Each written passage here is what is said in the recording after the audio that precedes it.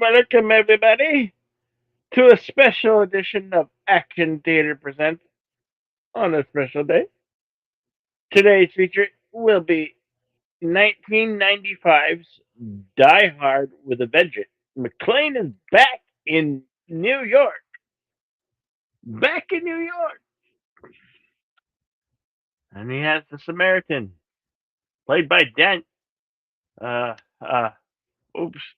I almost messed that one up. Played by no one other than you know him in every other film. Samuel Jackson. Yeah, Samuel Jackson. Deleted scenes is going to tell you the synopsis.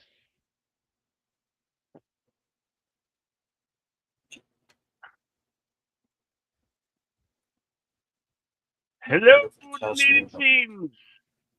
Yes. All right. Waiting for Cosme to boot up here.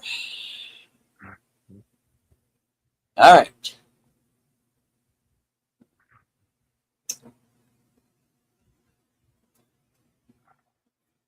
Now I can see. All right. All right. Die Hard with a Vengeance, of course, from 1995.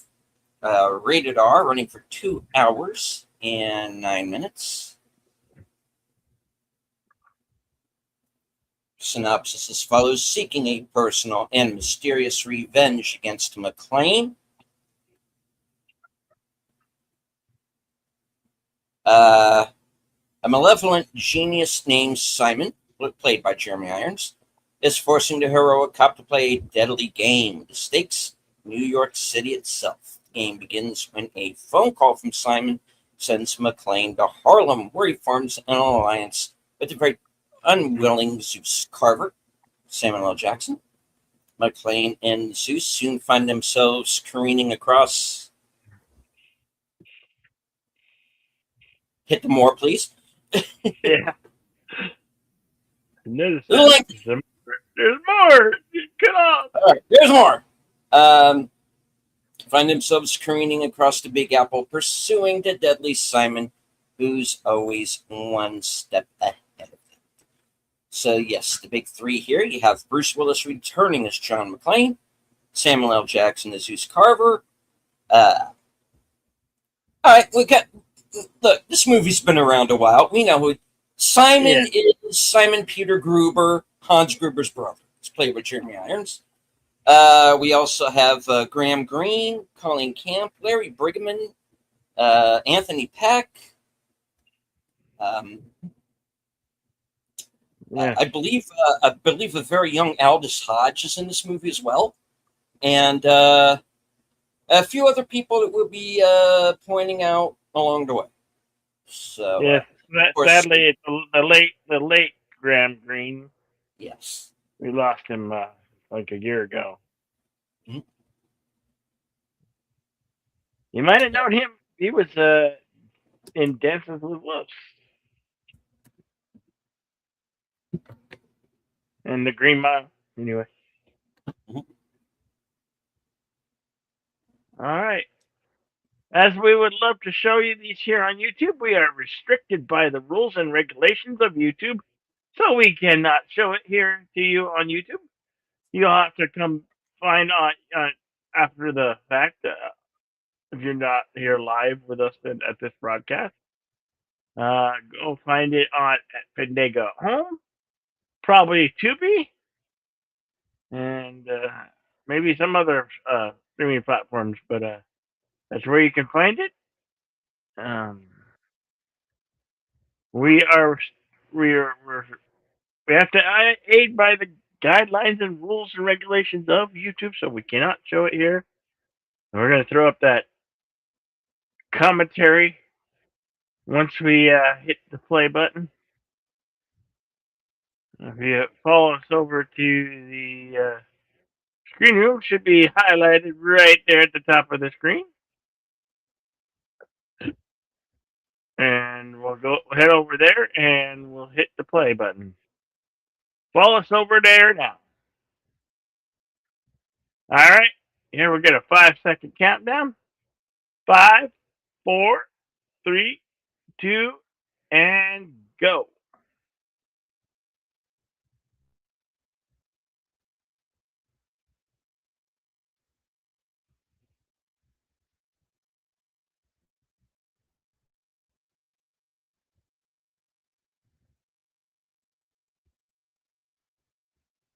This is a fun one. It goes by pretty quick. The action's stellar. I can believe this is a 31-year-old film already. Mhm. 31 years ago. All right.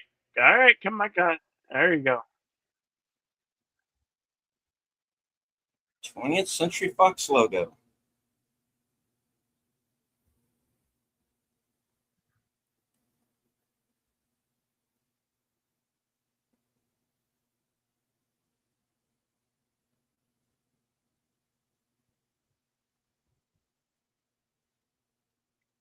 Hello, Andrea Black. Always good to see you, dear.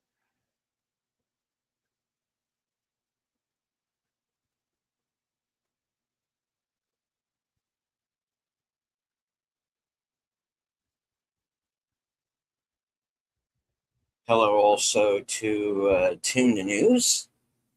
We open up on the Brooklyn Bridge. And Acres of Movies.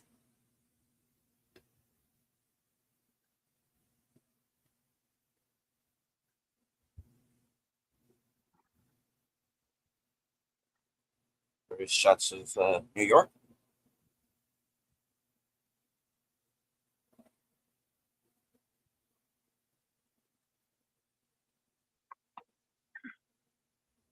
It always kind of sucks to see these older films with the skyline as it was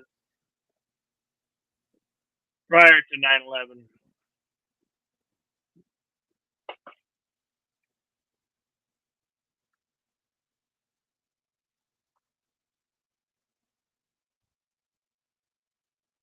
And we're starting out with a bang. And this is a supposed to be a toy store by the name of Bonwit Tellers. I don't know if it's real or if it's something they just made up for the film, but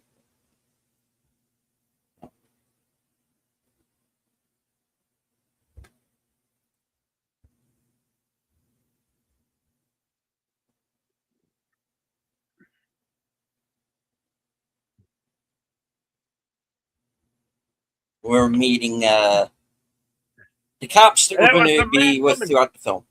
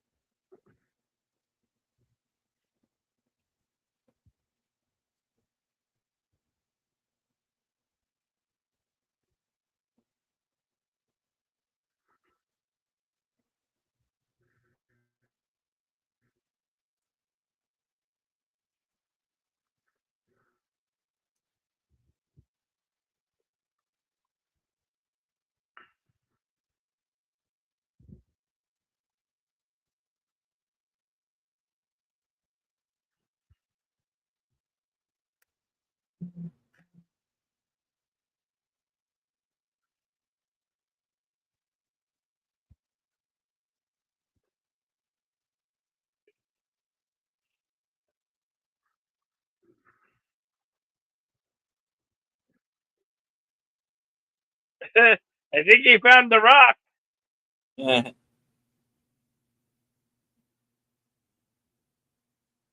you see McLean here at not exactly his McLean best. looks a little bit. Yeah, I think he's a little hungover.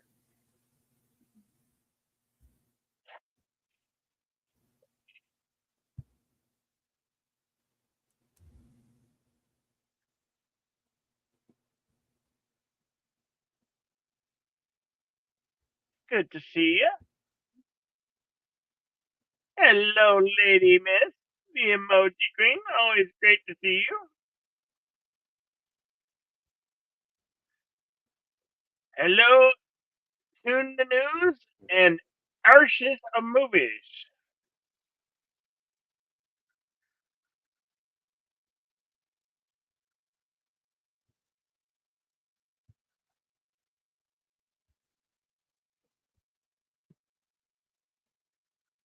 There's a clue.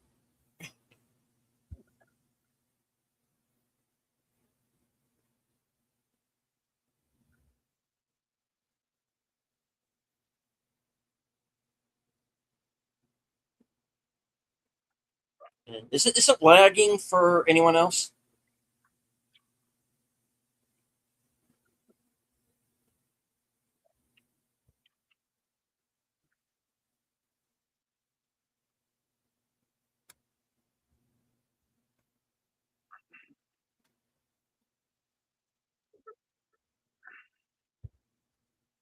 Try this again.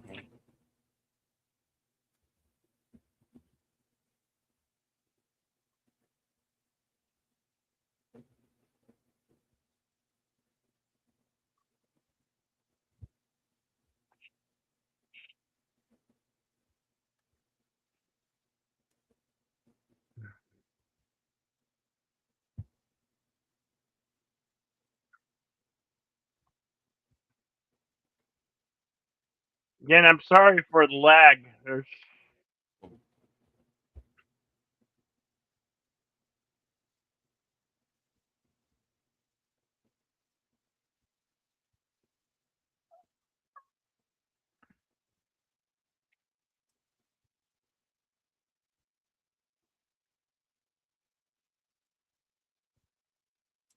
Thank you to FKHC 2005, sometimes known as Tim. Remember, chat.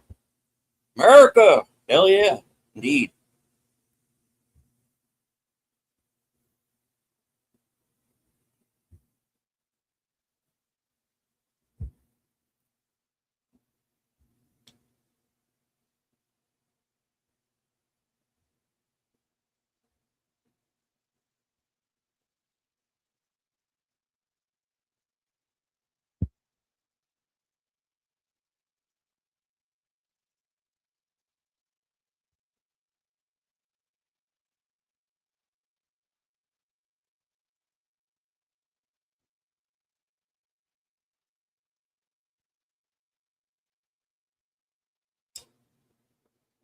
I don't know about favorite scene, but I do like all of the Pulp Fiction references they managed to squeeze into this movie.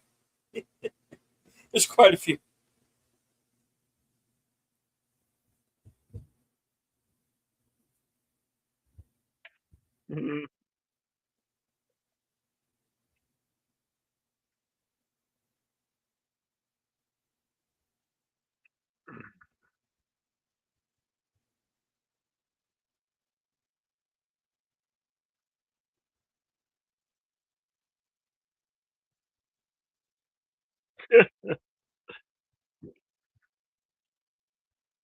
uh-huh. Gotta hit you upside the head.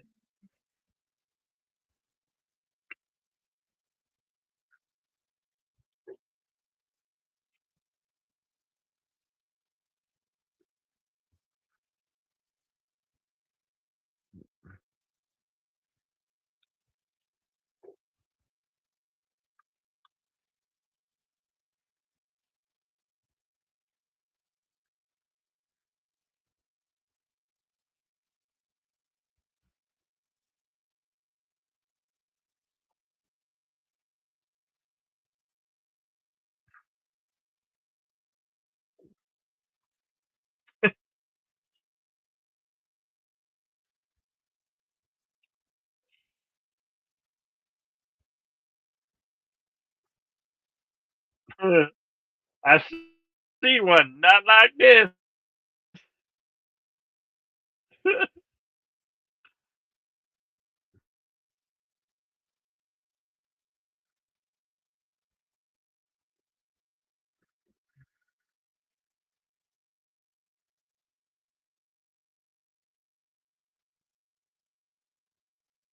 Uh, So far, so good. Simon really wanted McLean to die.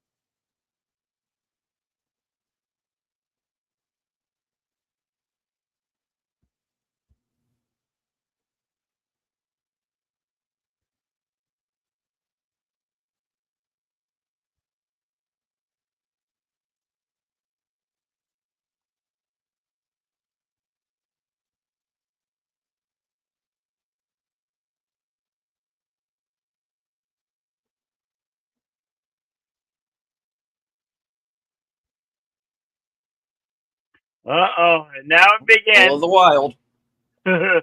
He been spotted. Oh yeah. I wouldn't want to be in McLean's shoes right about now.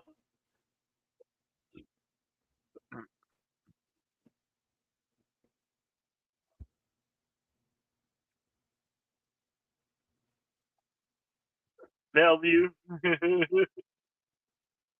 Lachlan, does he look like a friend of mine?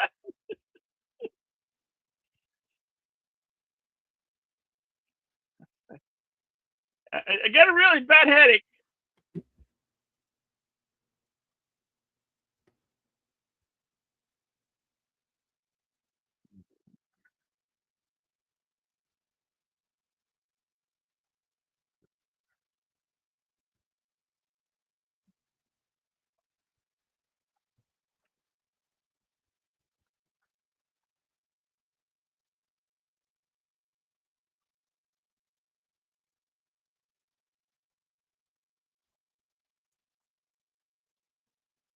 First one in the movie. He taped a gun pistol to the back. He did that in the first film.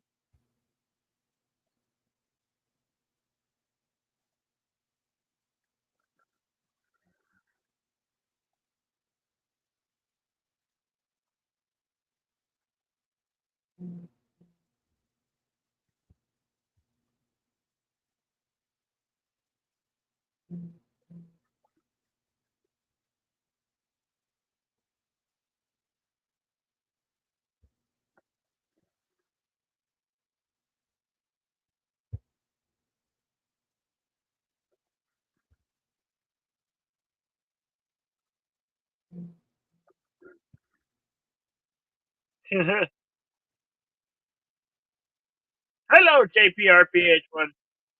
Welcome, sir.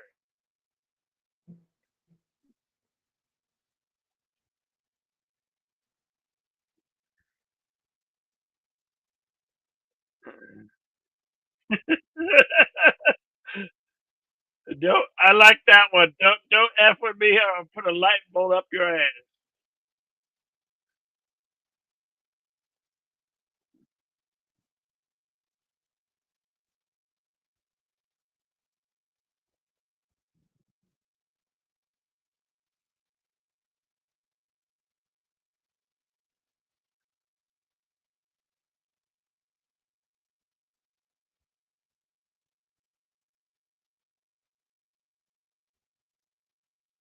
Mm.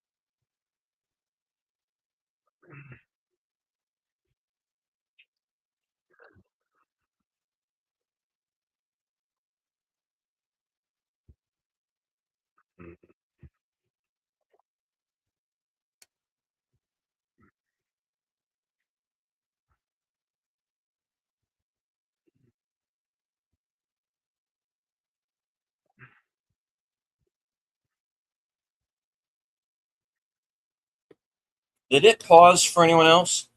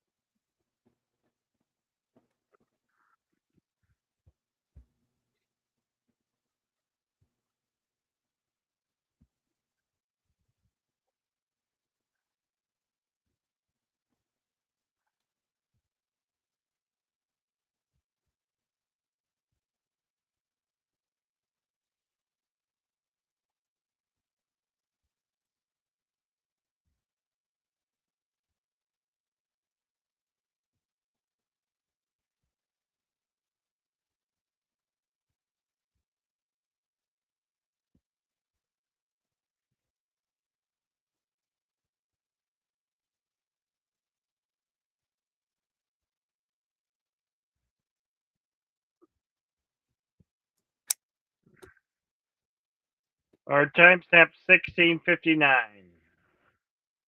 Is it playing okay for everybody? I'm getting a spinning circle right now. Okay.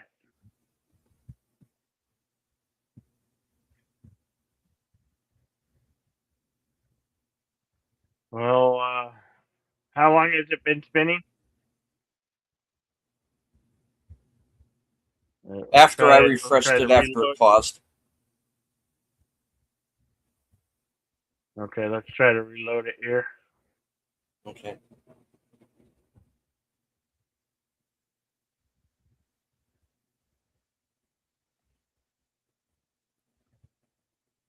I'll back it up a little bit, I guess.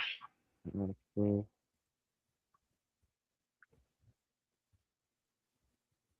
back it up to 16:36.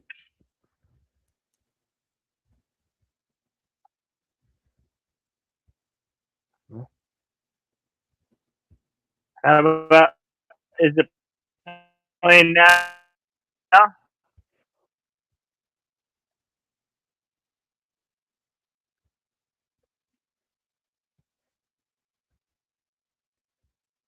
about now? Is it going? It's back up, but it's lagging.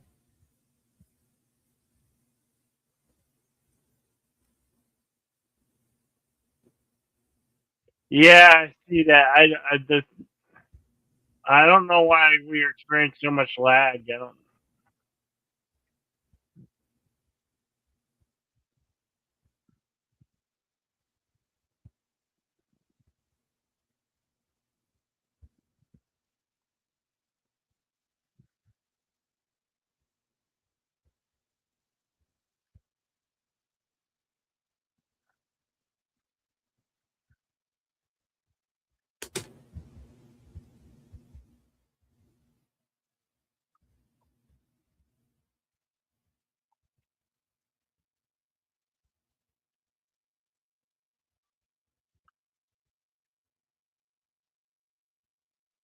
Yeah. It's like, because this is a guy who is literally minding his own business.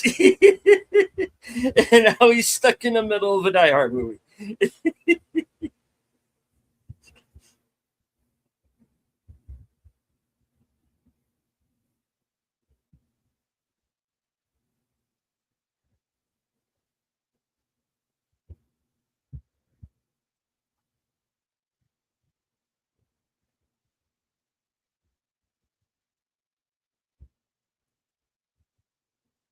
Don't call me boy.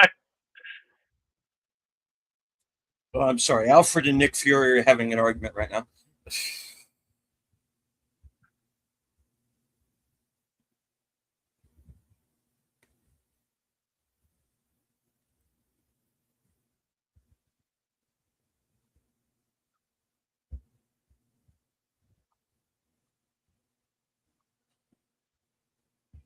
You said the thing. Roll credits.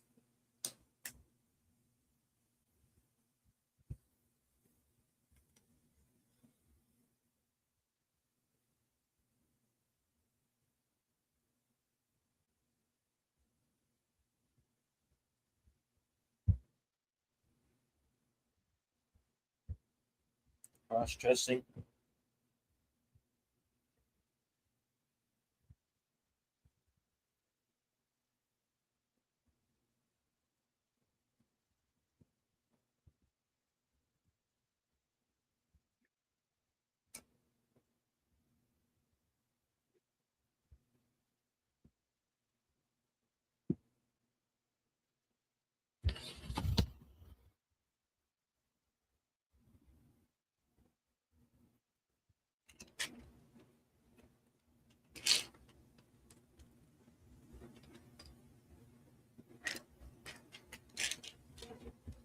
What's that? What's that?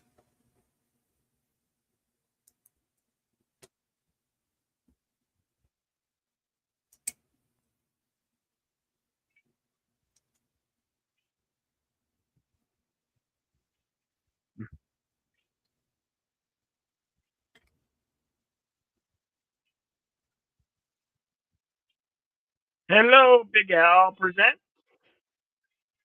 Yeah. Hello, my friend. Hope you're enjoying the film. I'll be joining Al tomorrow night on Films with Friends at 10 p.m. Eastern. The Adventures of Baron Munchausen is this week's movie.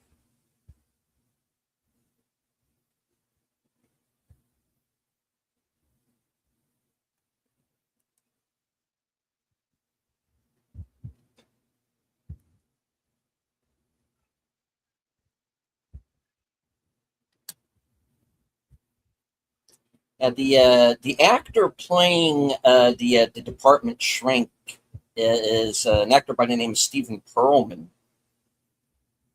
who unfortunately has also passed away since this film. And I first remember seeing him in Darren Aronofsky's first movie, Pi, where he plays a rabbi, but a rabbi who might have some ill intent towards our hero in that film. Interesting movie.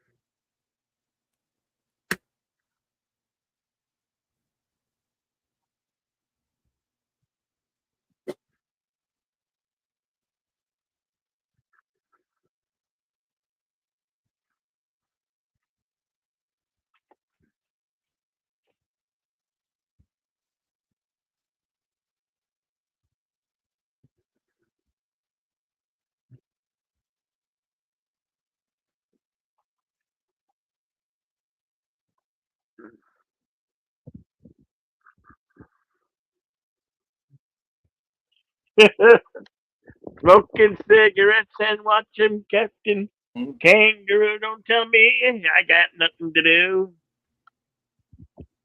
Counting flowers on the wall with the flood of 15 men. Pulp Fiction reference number one.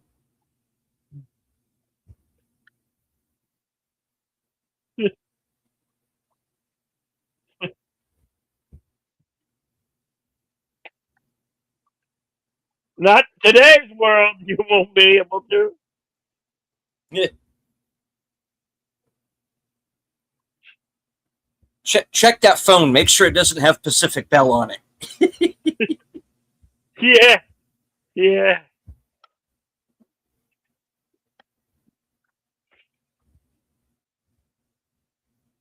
Yeah, they were a little more on top of things for part 3 than they were for part 2.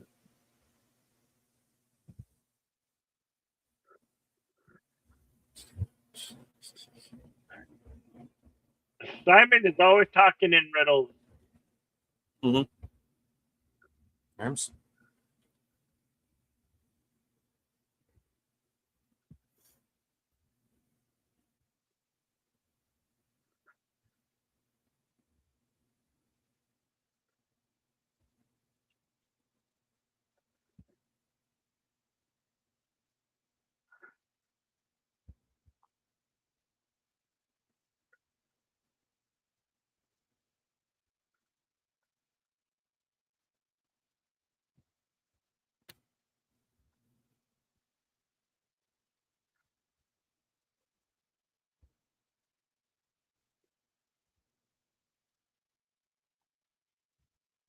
Mm-hmm.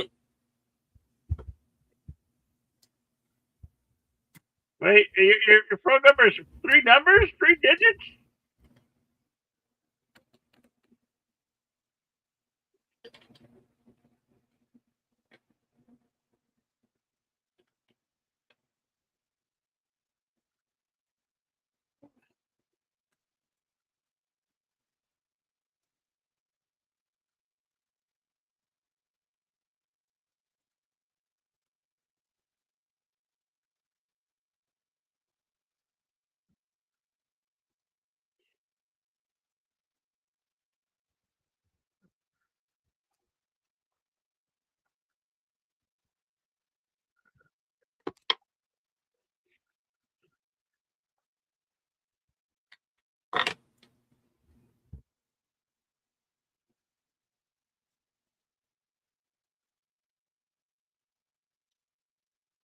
Between the two of them.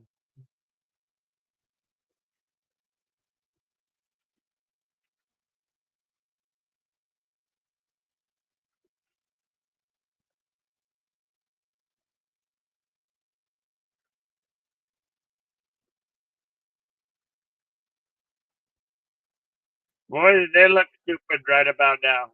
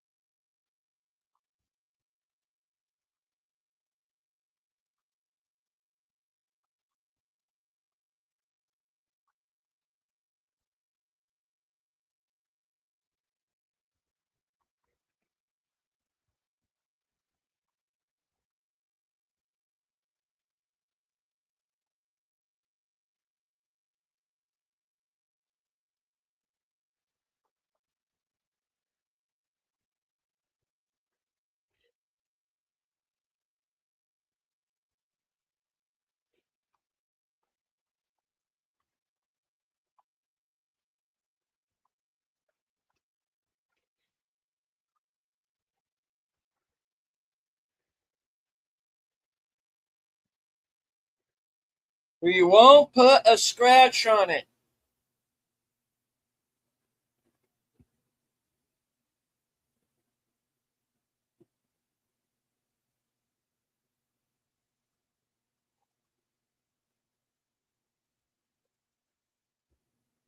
Hey, Queen!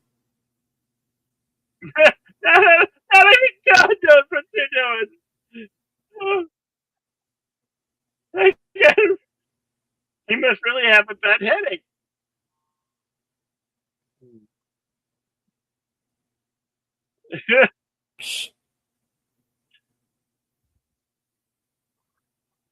He's going through the park.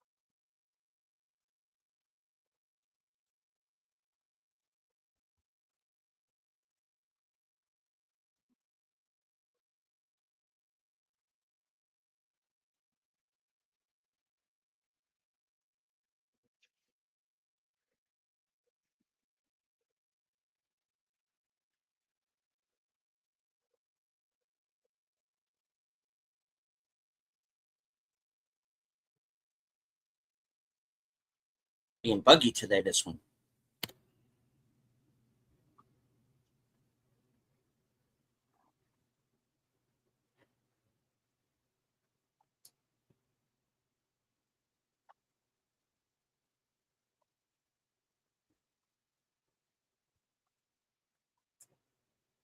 Alrighty. I don't know if anybody can hear me right now or not, but if you do, Yeah, I can hear you. I do want to remind everybody that Bill and I will be returning Sunday afternoon at 4:30 p.m. for the next two episodes of 1883, episodes 7 and 8. And we will be returning at our regular time next Thursday. And we're going to be doing something a little different. We're going to do a comedy called Don't Look Up with Leonardo DiCaprio and Jennifer Lawrence. Available on Netflix.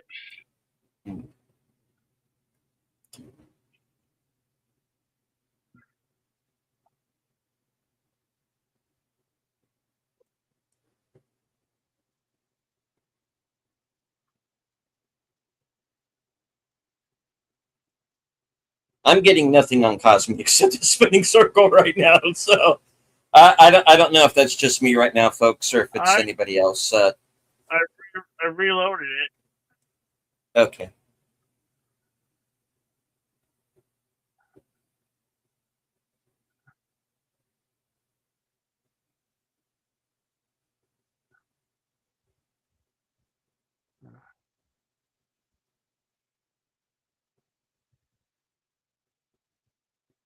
Try it again.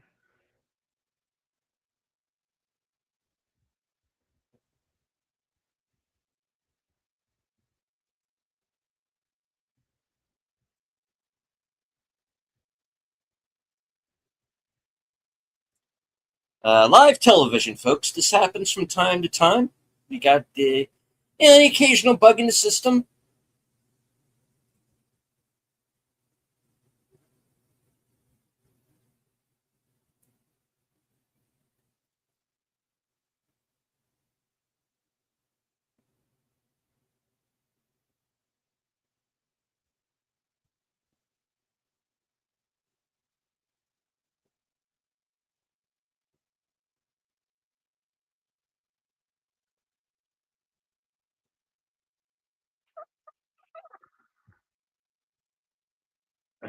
The other phone's been disabled.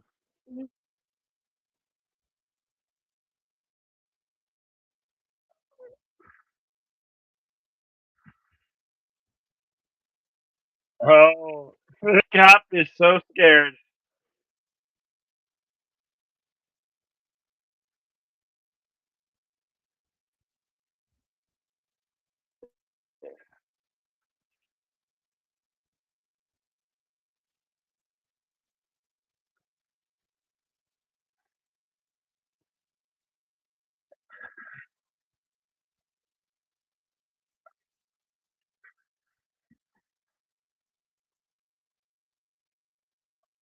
Uh-oh. Liquid is mixing. That's a bad thing.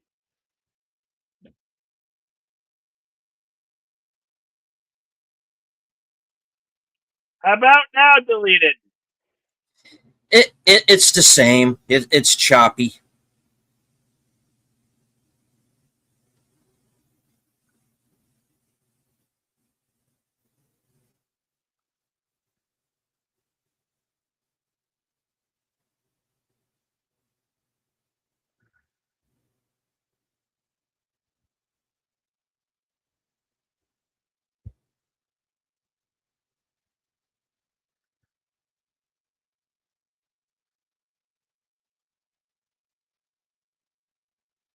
Now, among the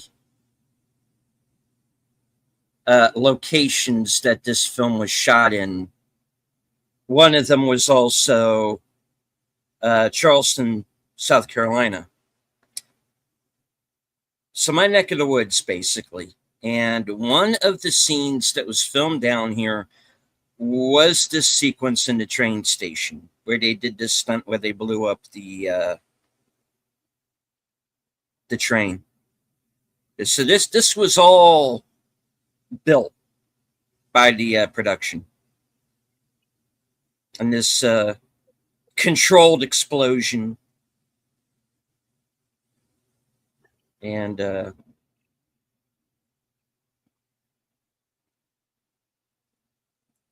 goes off pretty well, I think.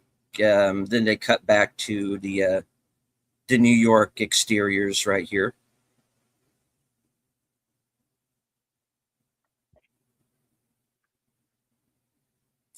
And there's a few other places in the movie that where it's recognizable to me as Charleston, and I'll let you know when those scenes pop up. But this was definitely one of them where they basically how they did the train car was that was all remote controlled, and everything that you just saw was meant to fun fact, the FBI actually questioned the writer and director about this movie because it was true that their bank was next to the subway system. I mean, the FBI and the bank needed to make security adjustments after this film. Yeah. They did their research. The research on this film was almost a little too good. And it kind of predicts some stuff that happened later on too.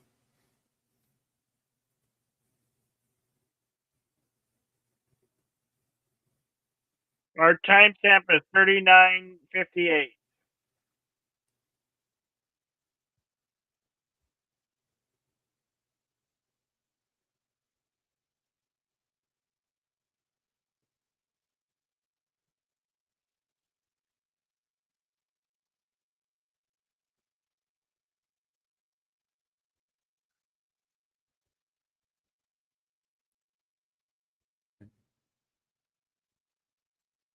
Guy plays Agent Cross. He's been in a number of films, and he's also in Rumble in the Bronx as well with Jackie Chan.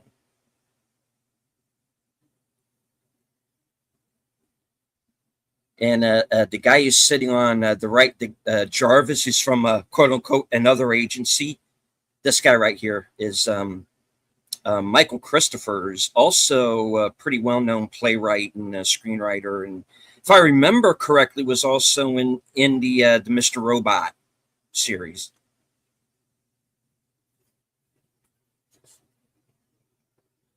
This movie is like filled with that guys. Yeah. If you recognize somebody from something, it's probably that guy. like the guy who's over Bruce's shoulder there on his left, our right. He was in Hunt for Red October as well.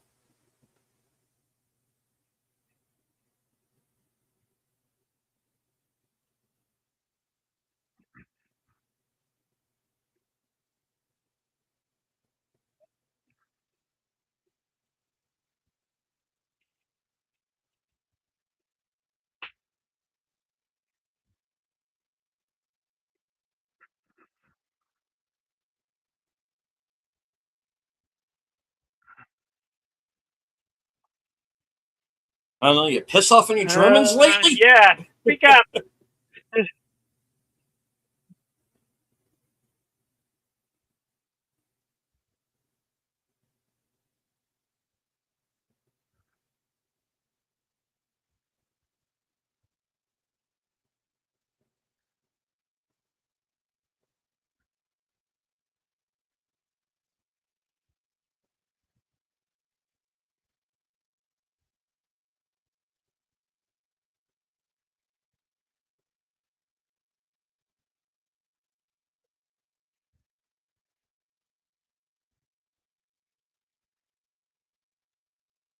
But the Israelis missed blowing up something. They're usually pretty good at that.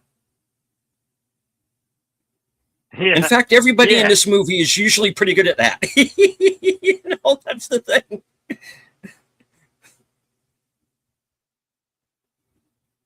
Some. No, we don't know this guy. We Yeah. don't know him. Nope. Okay.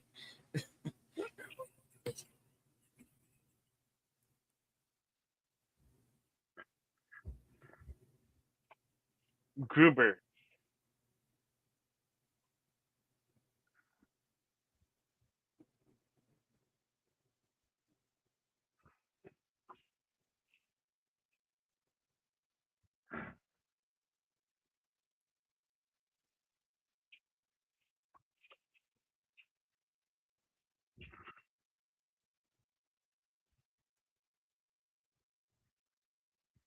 Too late. He already knows.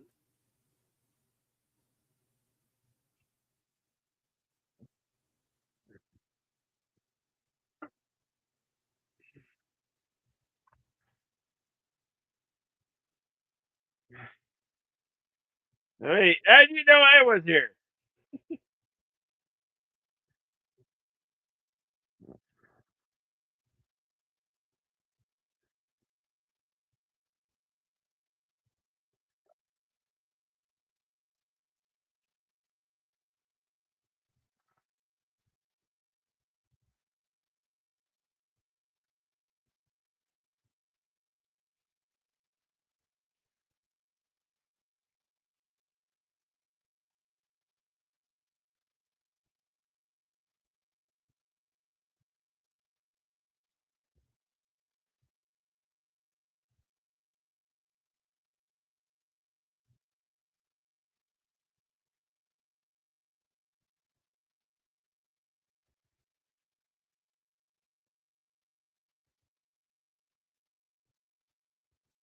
I'll go by foot. No rush.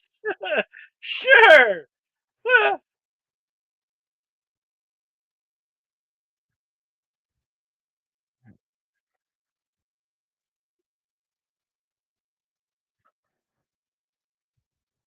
Oh, yeah, sure.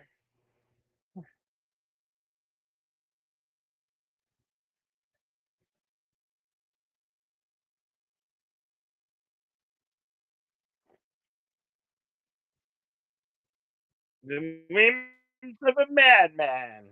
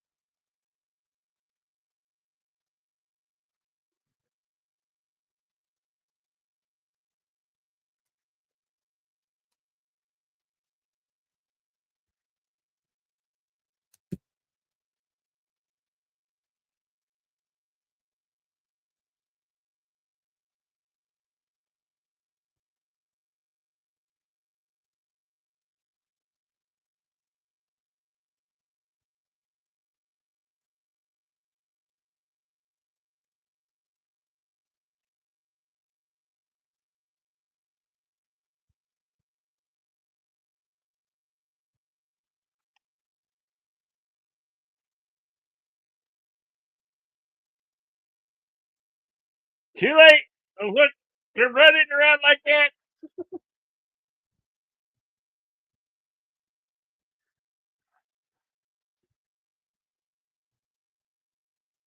And he's got front row seats.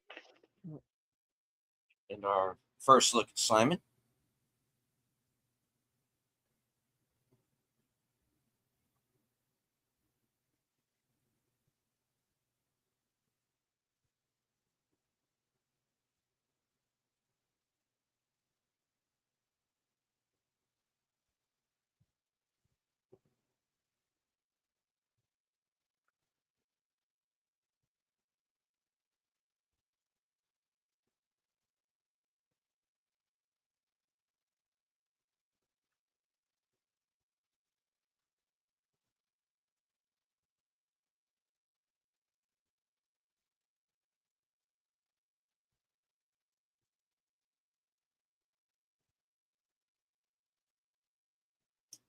Enigma's saying this is the first time he saw Jeremy Irons in a film. He went back a long way before this. I think I first heard of him with a movie called The French Lieutenant's Woman with Meryl Streep that came out like late 70s, early 80s. That's the first time I remember. I'm sure he was in stuff before that, but is he was one of those, kind of pretty much like a stage actor first and then transitioned into film later on.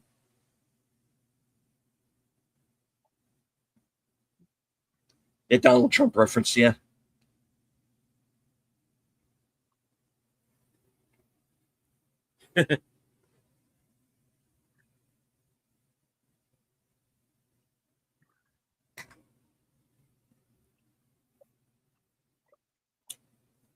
Remember those dump trucks?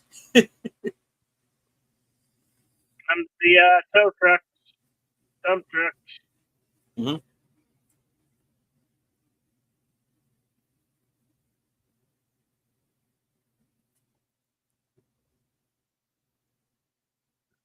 There's Targo.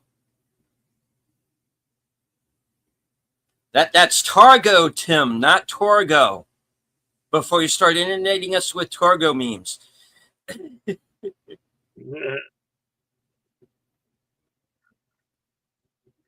I know you're going Trump to. reference, yeah, man. Yeah.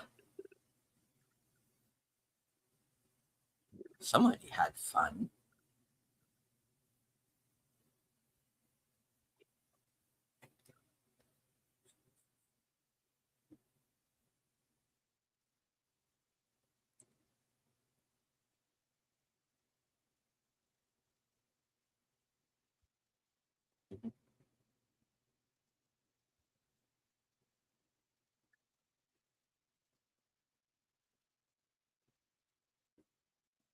Yes, the first World Trade Center bombing that happened by this point is kind of a reenactment of that in a way. This guy, this big Popeye chicken eating motherfucker. This guy, and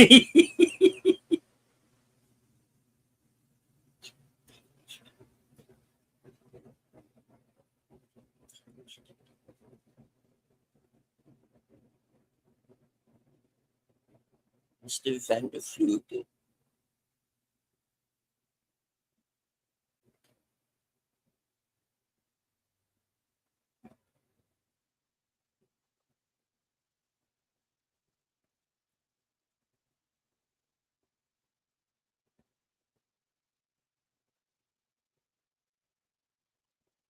Yeah.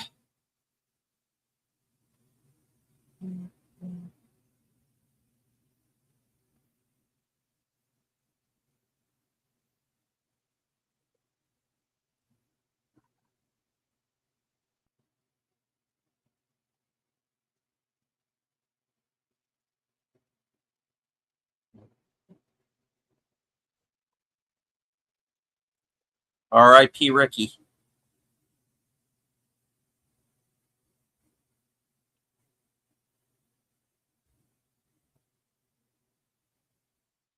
Motherfuckers taking trophies.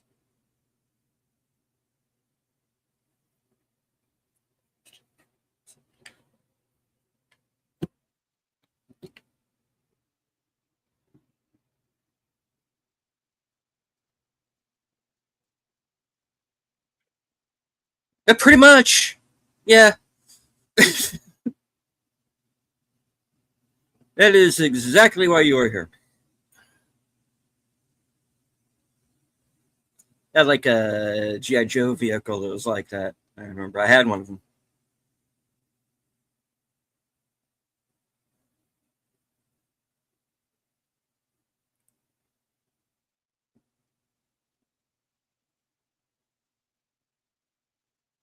This guy notices they're all wearing combat boots and doesn't do a thing about it.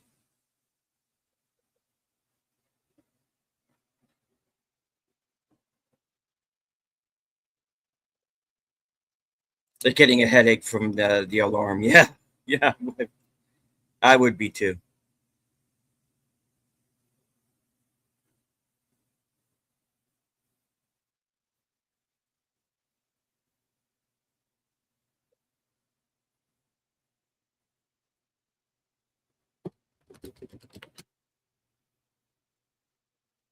Yeah. Dead ringers, believe it or not.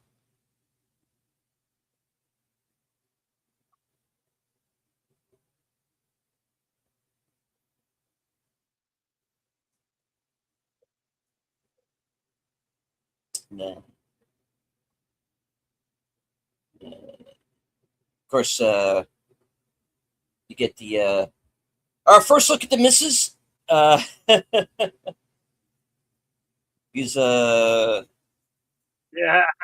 wounded in the throat. So they did get her in the bombing. They She's just that didn't kill great her. psycho. Yeah, and she was a radio DJ in Los Angeles for a lot of years.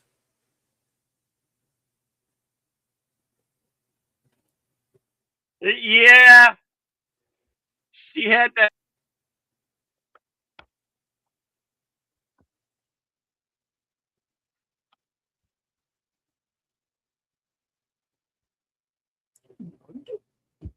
She was hot in a way. A villain, hot psycho chick that facial Yeah, tattoos. to withdrawal. Yeah. Talk about it. So they just drugged that one guy, but they're willing to kill anybody else. They could have killed a lot more people than they did, Federal Reserve Bank. for sure. Yeah.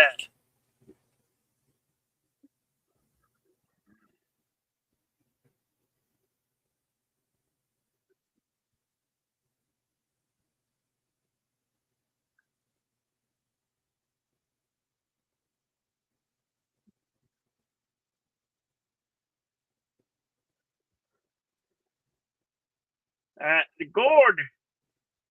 The gold bars are moving.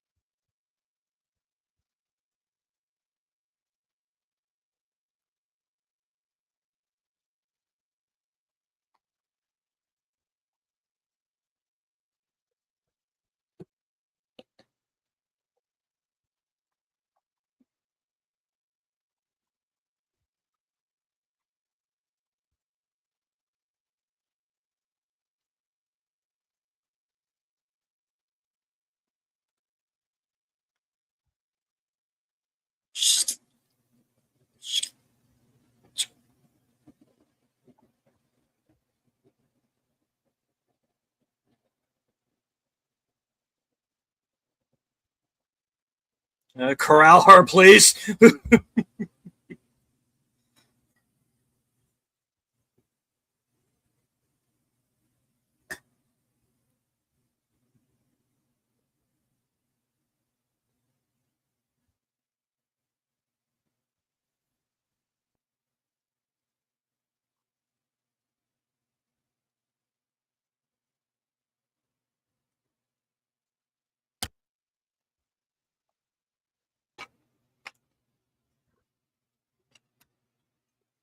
Room.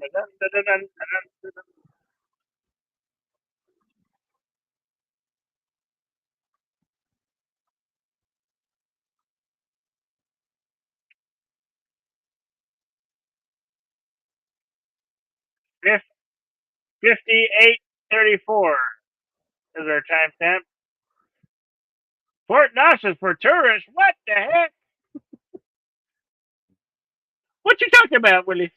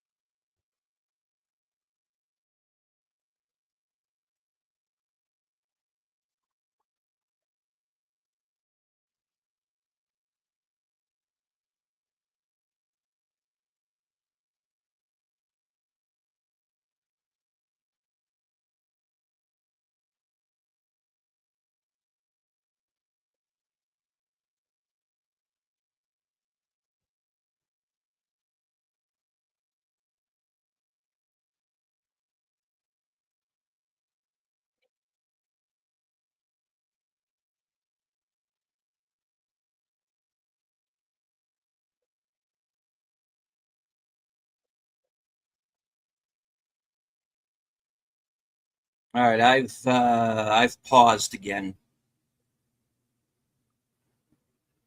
Again? Okay. Yeah.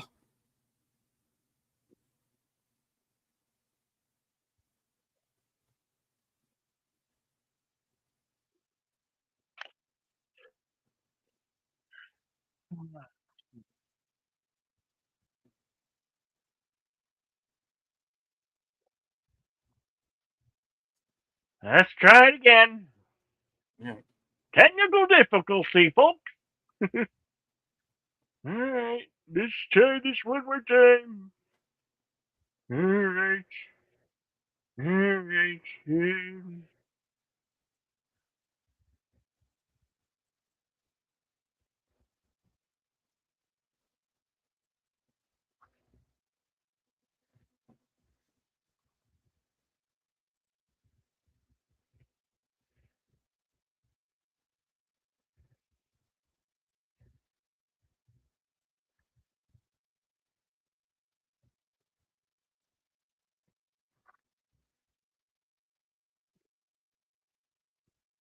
Just back it up a minute.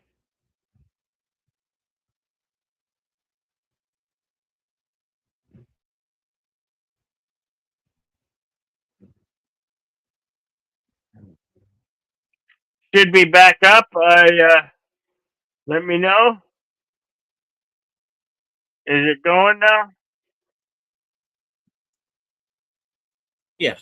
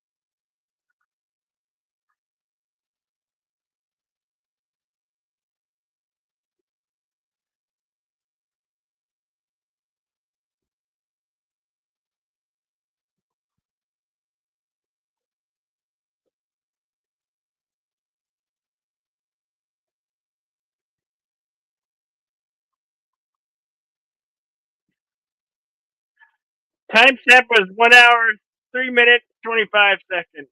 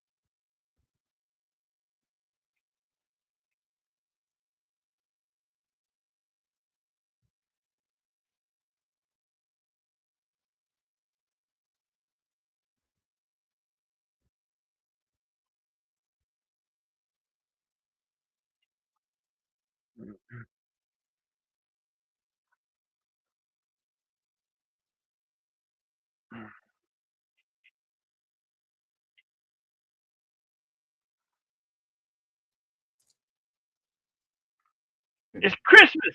You can still. The previous bit was the Just running like his joke. brother. Yeah. Well, last bit was like the running joke of "Don't leave that here; a kid could get it," because it finally hits him Yeah. that he's. Well, for one thing, the truck almost hits him, but now he's got an idea. Something's up.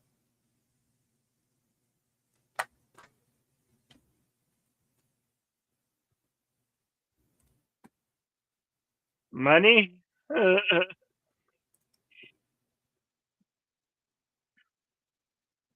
Federal Reserve Bank of New York. Get a hunch. Give give it to those guys over there. Yeah, they want it.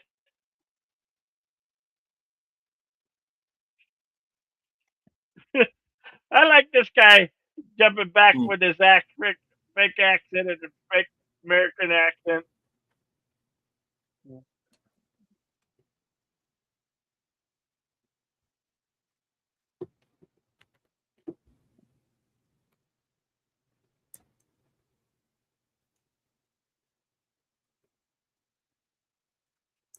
Damn, this woman is so thirsty.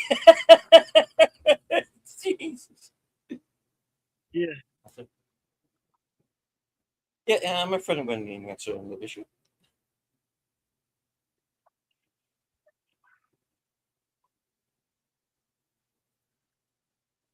Yep.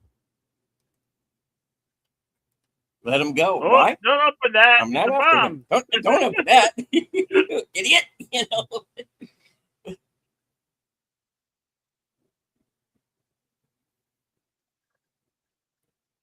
Yeah, I just almost detonated one of our own bomb. Jeez. Like, what are you doing? I don't want to write in it. Put it in the box.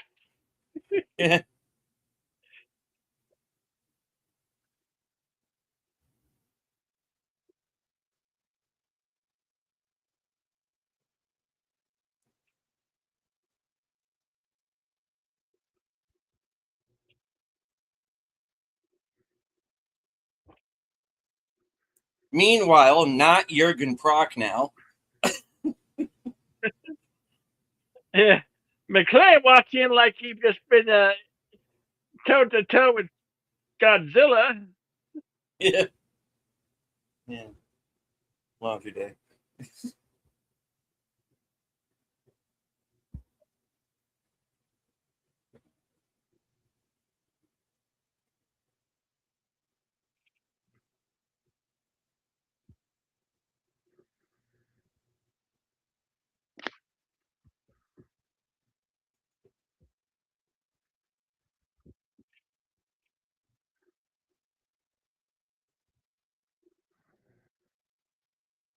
Like dogs and cats. It's Yep. cats and dogs, you moron. Yep. Strike one.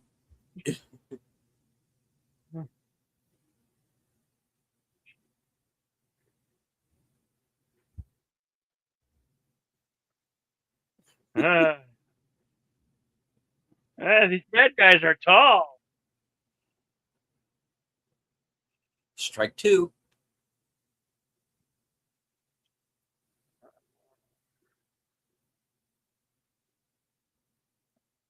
Why do you have that grin on your face there, fella?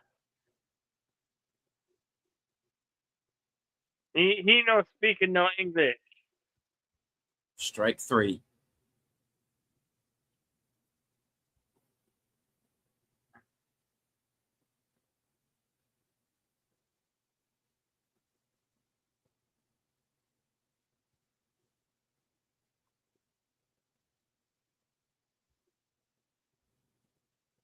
The ticket's right here.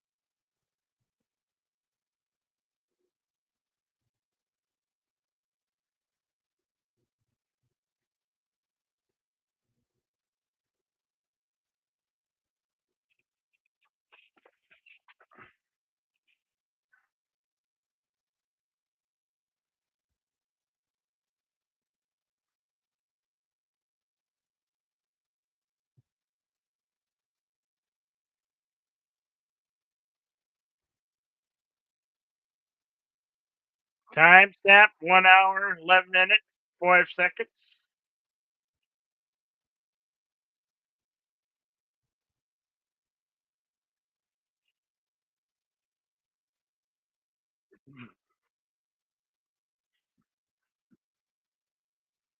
Dump truck.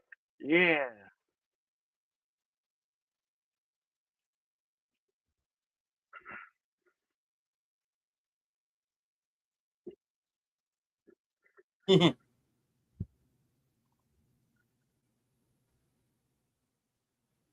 Yeah, just one brick, $625,000.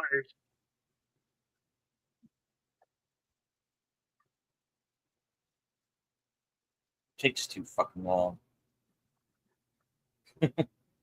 They're driving a Yugo. Yeah. They're driving a Yugo.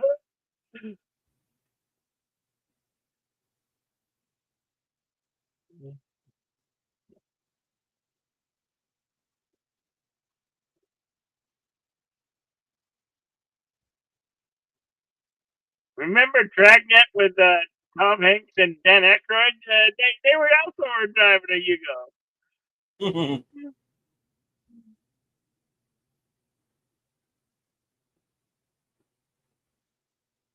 No, never gonna. Oh hell no! Yeah, Yes, that they're joke out was in there even then. Copperfield. Yeah,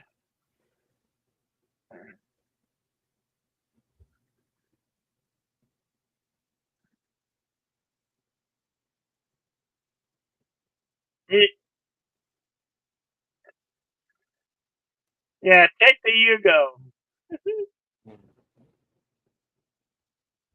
Yeah, I don't know about anybody else, but Not I'm any. paused again on Cosme.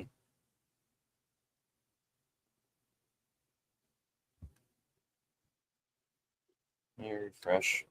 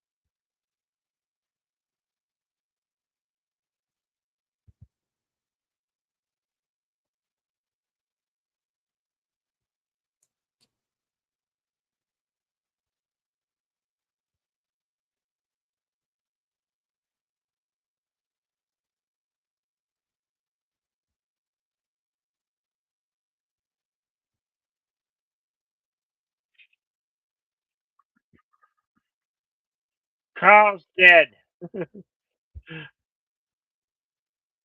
Where's Carl? Oh, that's The Walking Dead.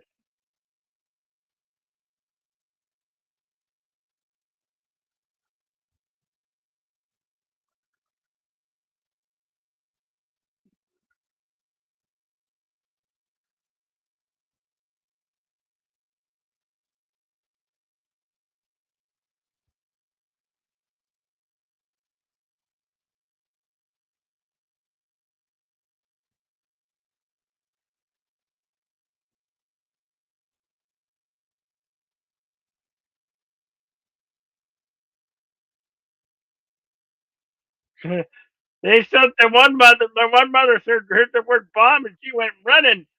Bomb Right. school? Uh, I'm gonna go get my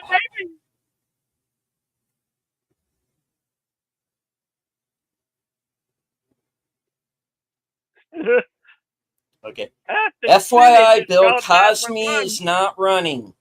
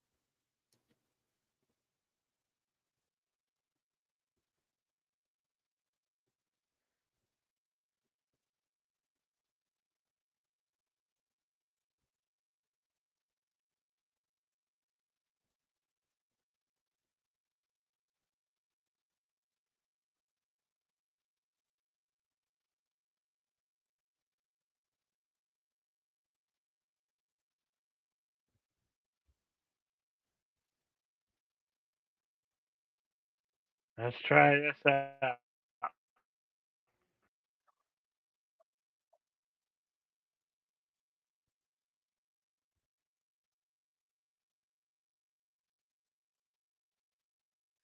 How about now? Yeah, it's back on.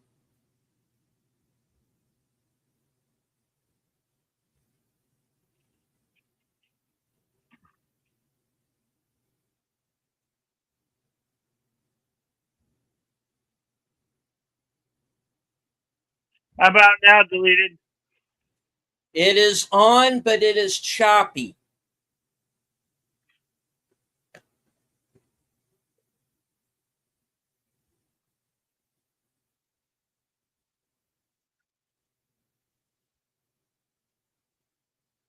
It is what?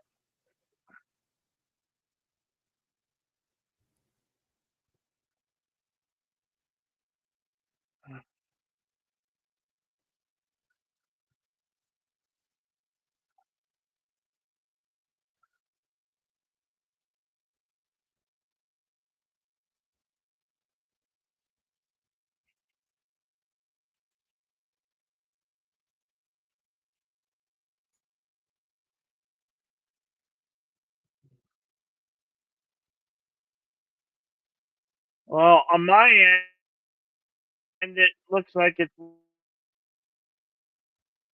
working fine, but I don't. I don't know. Maybe it's the theater.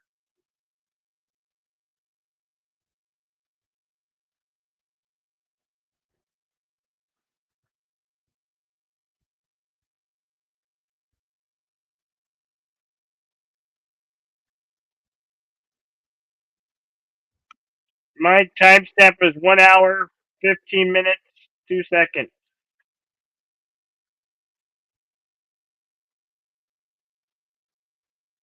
Are you there? Deleted. I am here. Yes.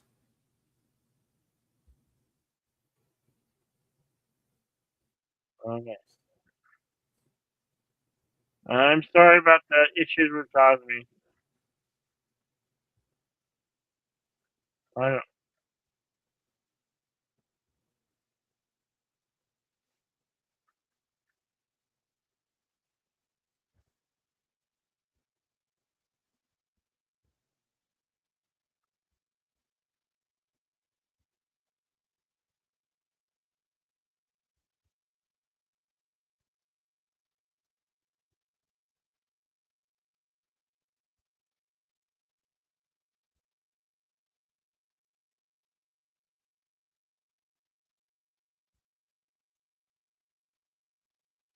Rain!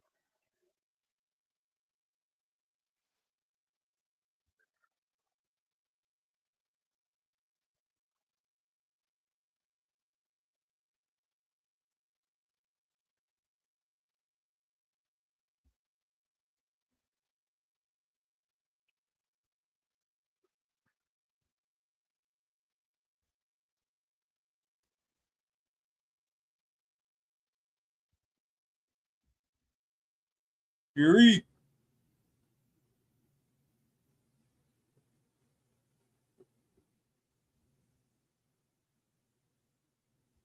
Don't check the racetrack for.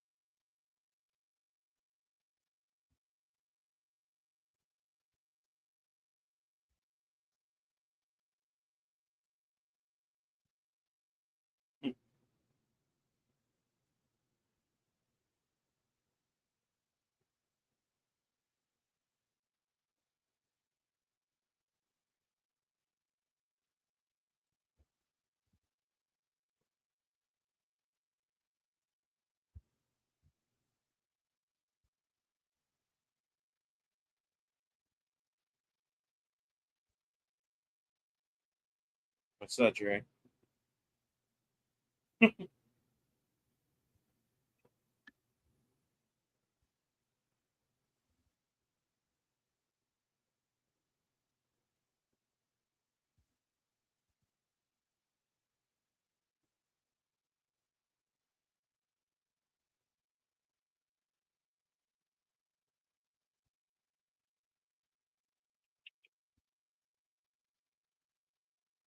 Ryan, web security. Part of the guy coming through here. Hey, reindeer.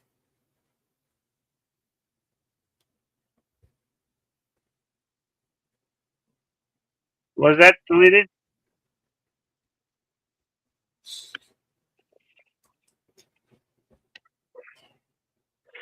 Our timestamp is 1 hour and 19 minutes, 32 seconds.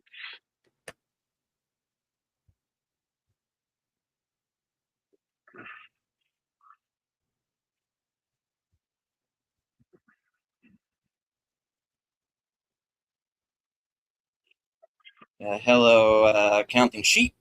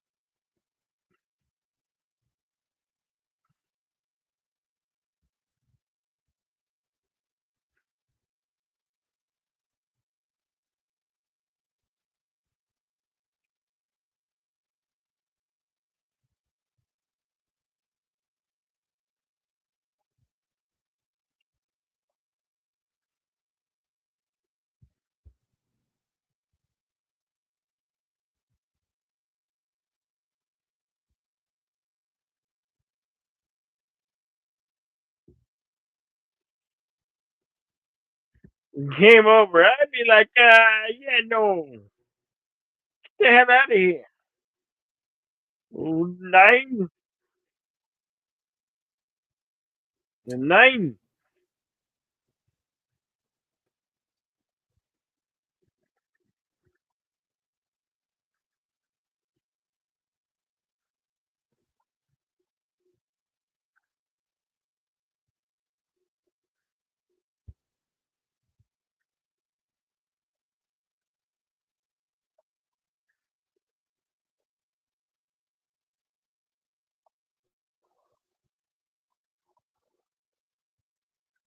How'd Jerry get back so fast?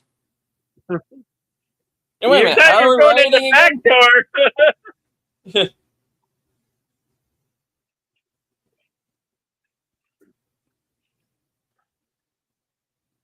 Chester A. Arthur Public School.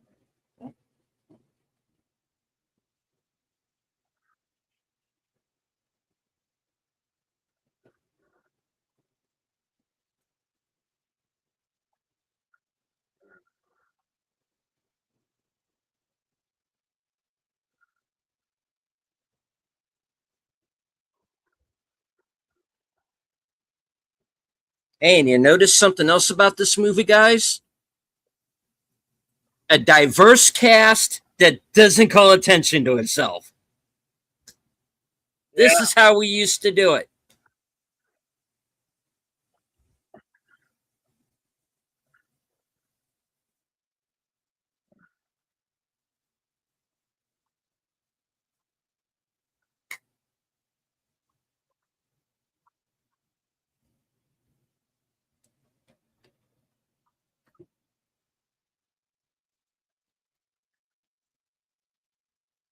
Attention, attention. Ghost is dead. That's Repeat, right. Ghost is dead.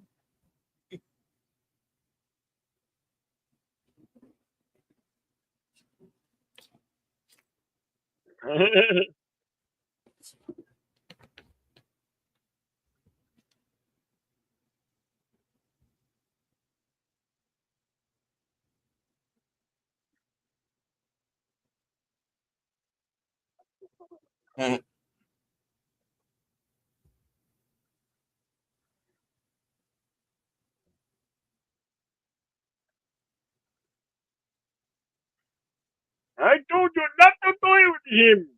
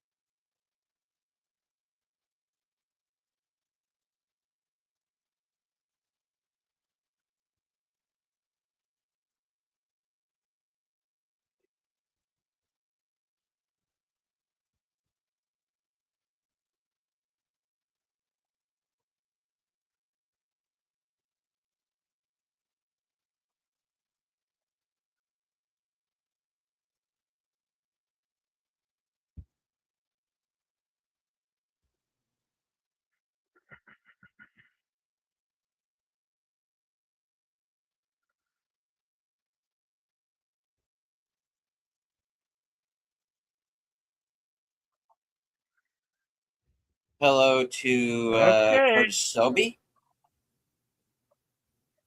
and as well as Yusan G. Good to see you.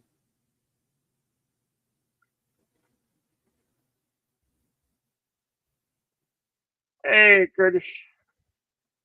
We're about 1 hour, 25 minutes, 10 seconds in.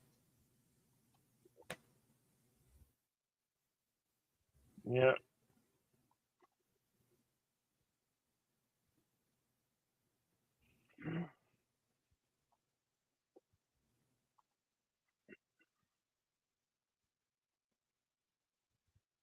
This is the scene where they blow the tunnel and flood it.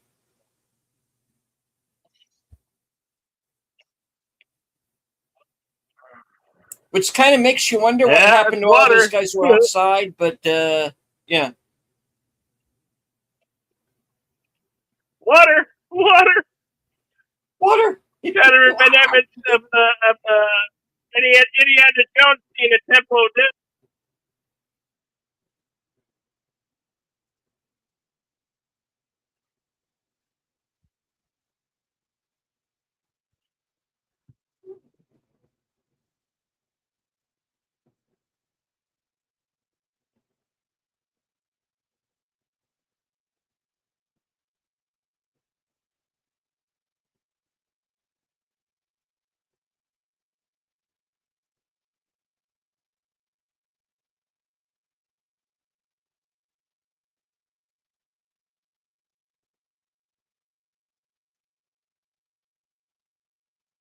Now, in the fourth movie, people keep complaining that McClane comes off like a superhero.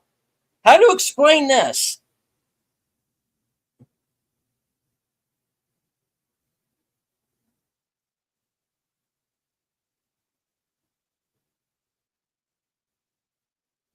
Ah! He got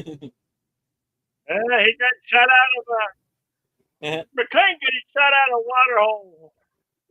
Meanwhile, back in Charleston again.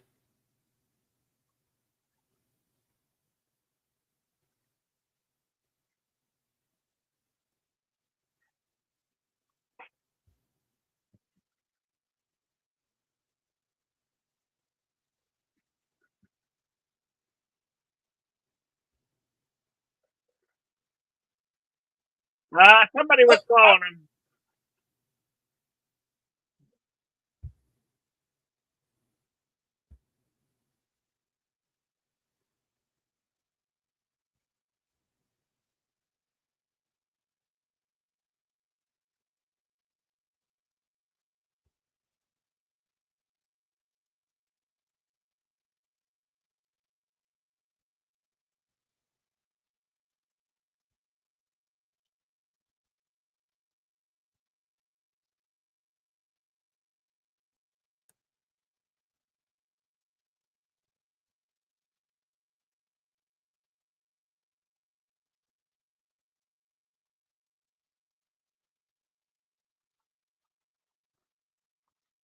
Meanwhile, it's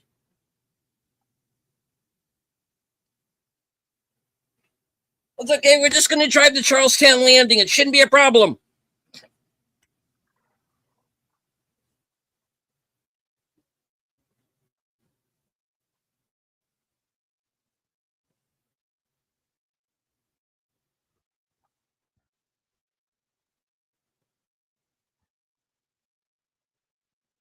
liquid.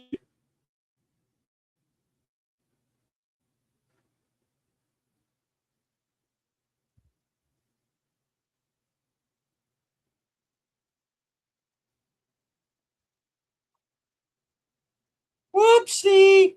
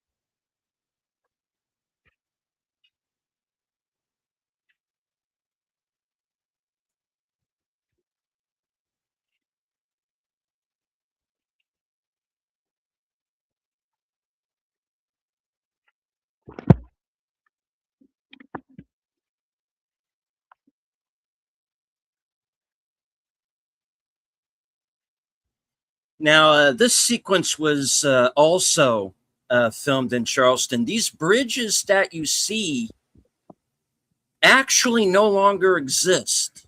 They were taken down and replaced. But yeah, they were out there for a couple of weeks filming these scenes.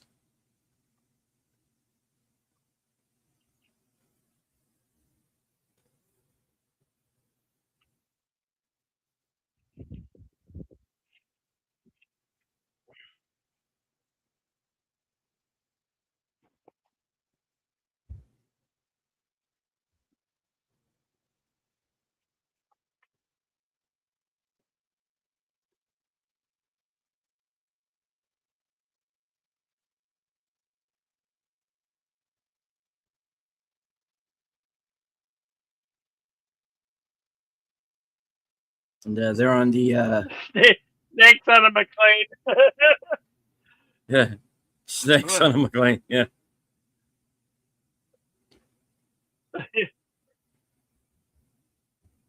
that's Kind of like Connie. the Cooper River Hey, there. Connie, you're in Yeah. this.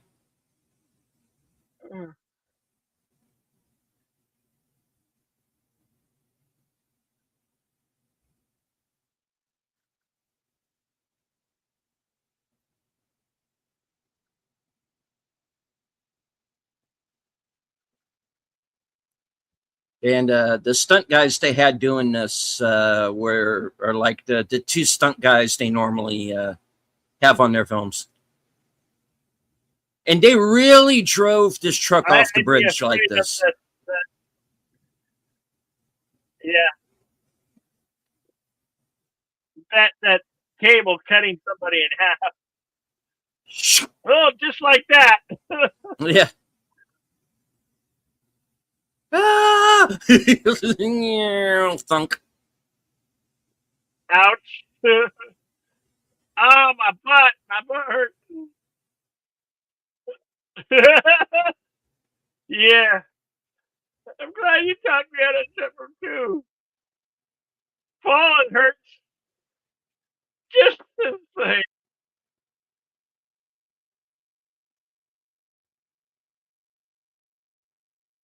Did they really spit that guy? Yeah, they spit that guy. That guy got cut by that.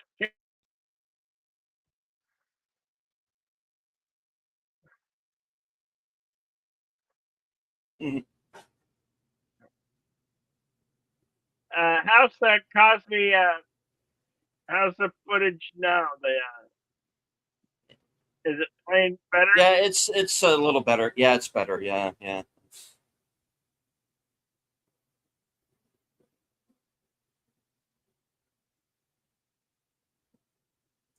And I also put my own copy on to Oh, so I can they've been see a little hacked. bit better. And this is One.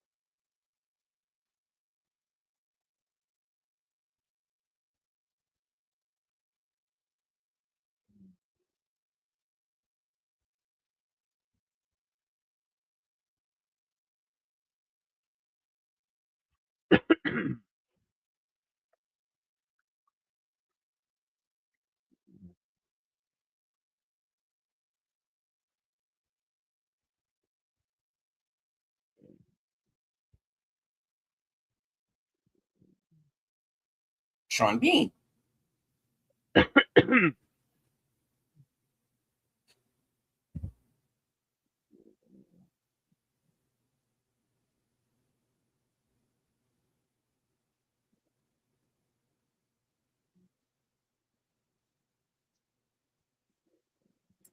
No, counting sheep. He killed Otto already.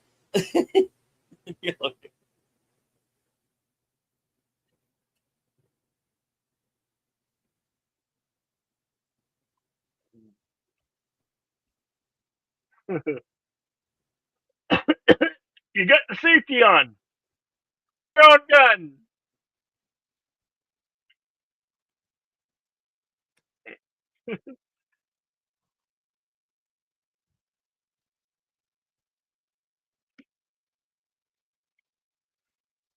And we're paused again. Hey, look, I washed my hands for supper. What? We're paused again. Yeah, Uh, at least I am.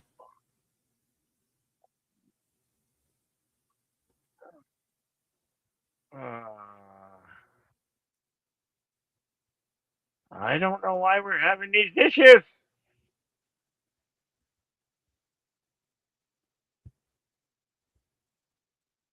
Possibly to save this man's life. Yeah.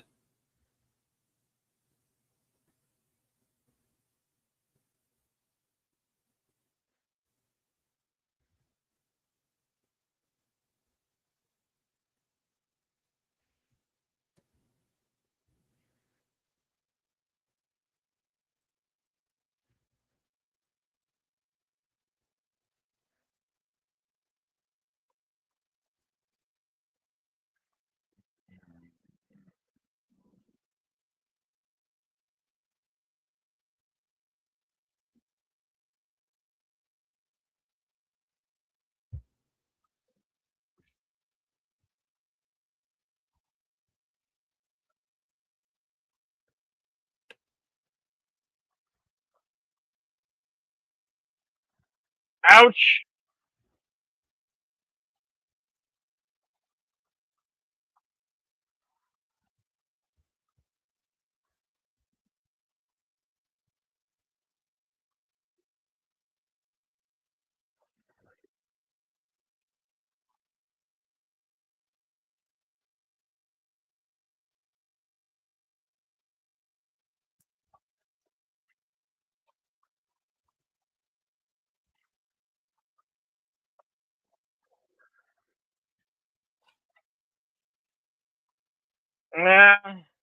Stop toying with the 7-foot German.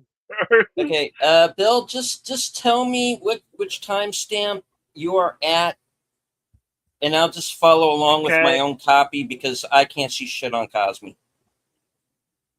1 hour, 40 minutes, 53 seconds. 1 hour, 40 minutes, 58 seconds.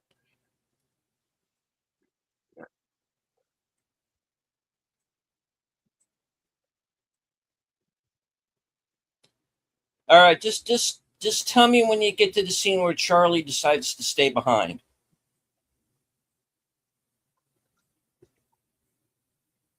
I'm at 141:28 right now on my own copy. Yeah. Yeah, I just got there. 141.29 right now. Okay. Now 141.33.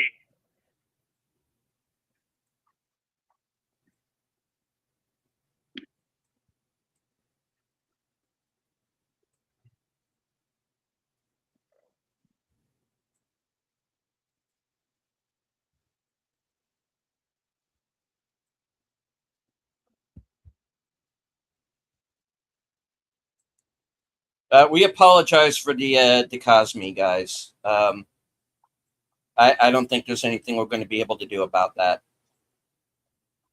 We're I, I up. I Yeah. don't understand it. It seems fine on my end. Okay.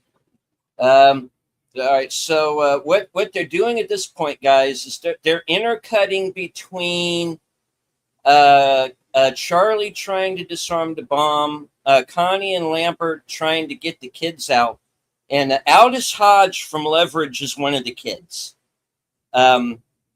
Very young here, but it's him. And then you got, of course, McLean and Zeus on the boat. Zeus has been captured. And McLean has knocked out Targo, and he's gotten up to the bridge where he's trying to call out.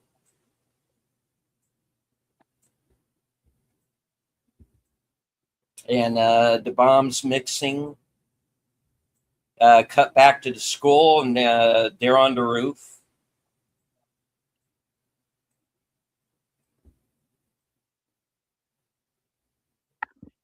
and No it's too escape. high. They can't jump across. So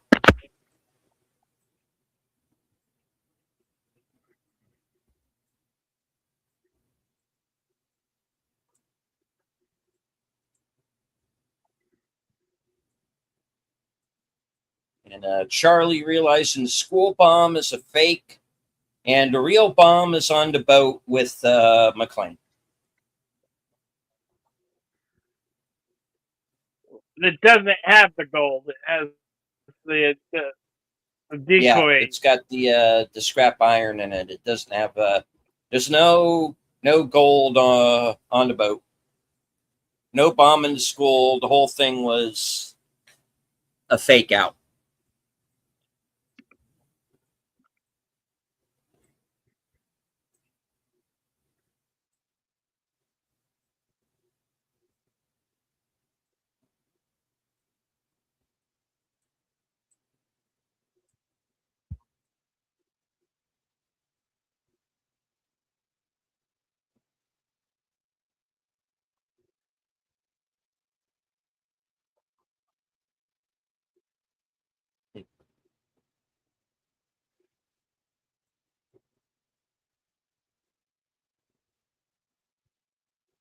You know, your brother was an asshole. Yeah. He was. Yeah, he got his number. Mhm. Since basically You got his Simon number. wasn't a big Yep. fan of Hans either.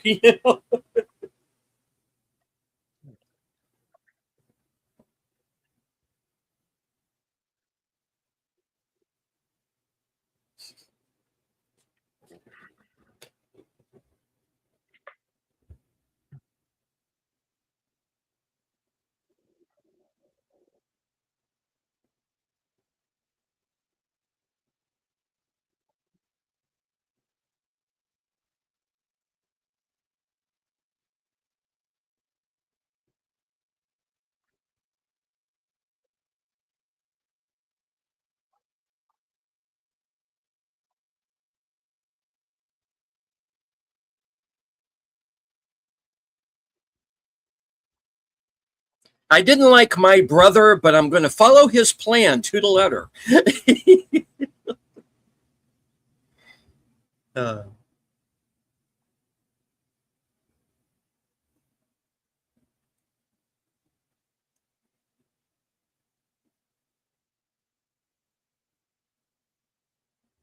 Gentlemen in the Middle East think they'll make lots of money. Yep.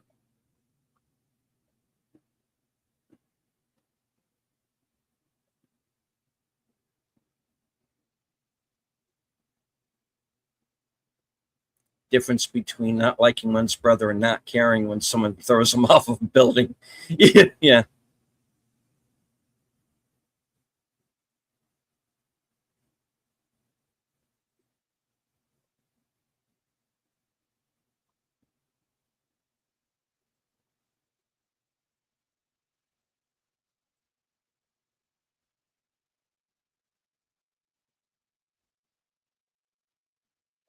I've got a bad headache all day long. Yeah, you and me both, pal. Keep the bottle. Yeah. All right, my timestamp's at 1:47:04. Yeah. And I'm Targo has sorry. made it to the motor launch. And Where's the gold yeah. And scrap? he thinks the wife's on his side, but of course, no, she's not. They're they're greedy. Yeah. Yeah. Goodbye, Torgo. Well, Targo. I keep wanting to say Torgo You now, just damn killed it. your almost 7-foot German. Yeah. His guy's like 6'6" or something, Yeah. almost 7 foot tall.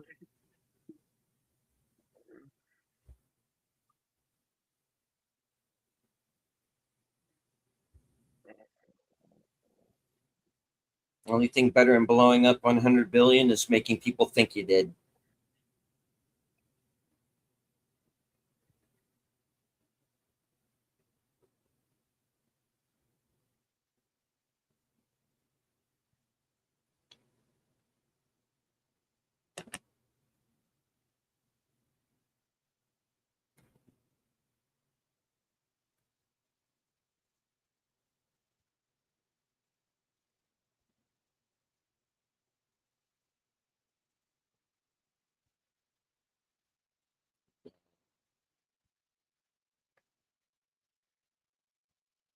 basically heading up towards our climax here. There's about 20 minutes left in the movie, including credits. This is the beginning of the escape into out of the boat, and you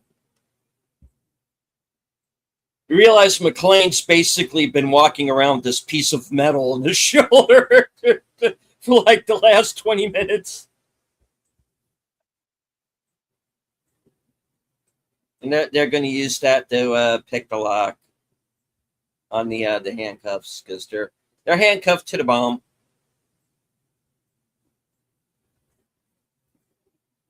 And he admits to him that the bomb was in Chinatown and not Harlem, which is what got him to come along in the first place.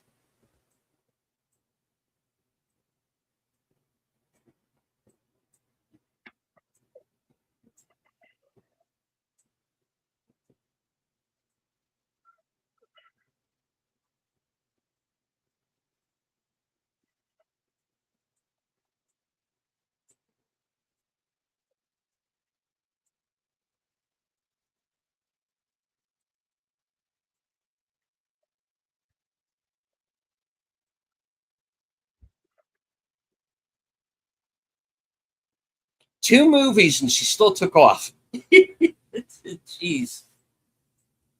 Someone's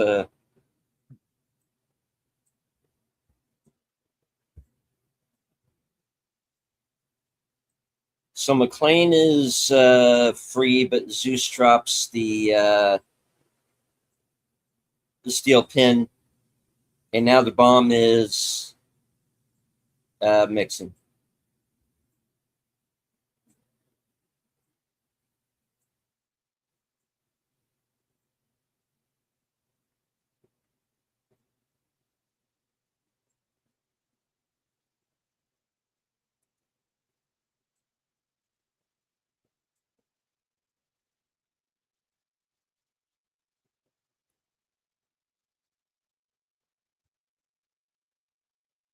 It's going to blow up the handcuffs here.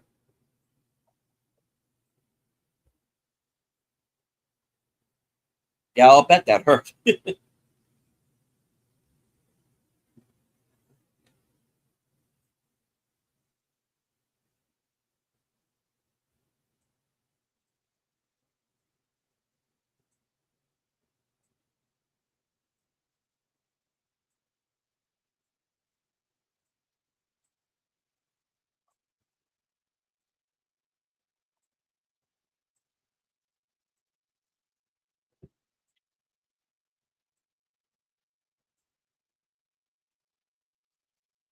Wow, that was a big Yeah. boom. Big bada boom. Yeah, Big of course, bada the boom. shockwave would have done them in.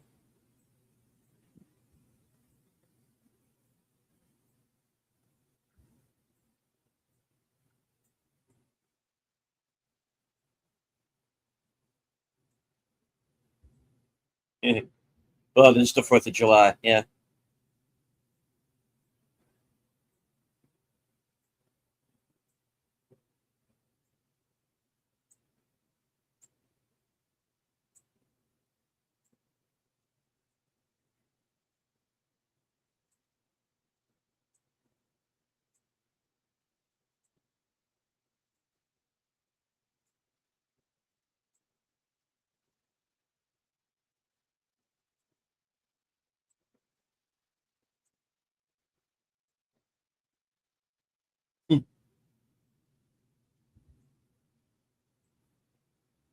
Hey, you've been taking quarters off of guys all day. Why don't you just use those?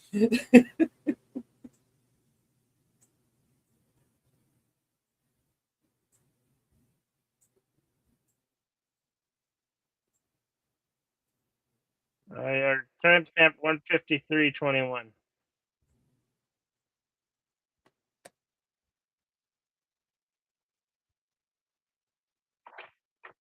And after 3 movies, we finally get the housekeeper's name.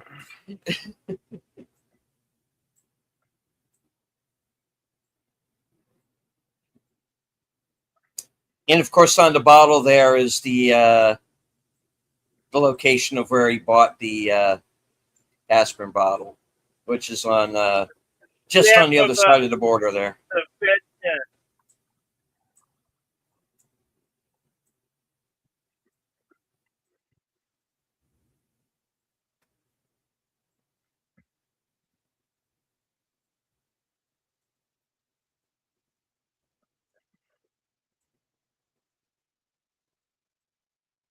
And of course, the reveal that they took the gold out on the dump trucks.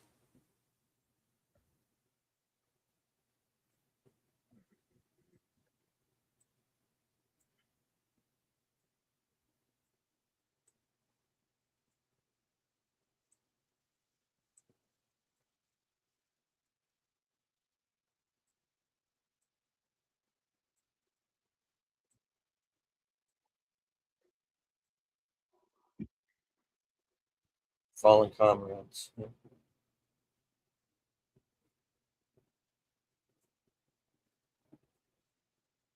Camarade.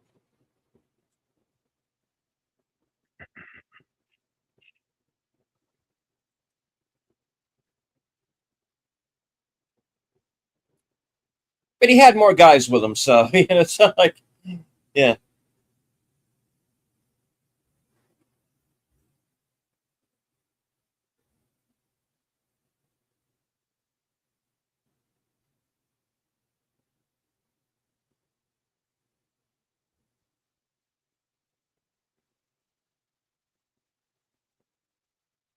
no rush. Yeah.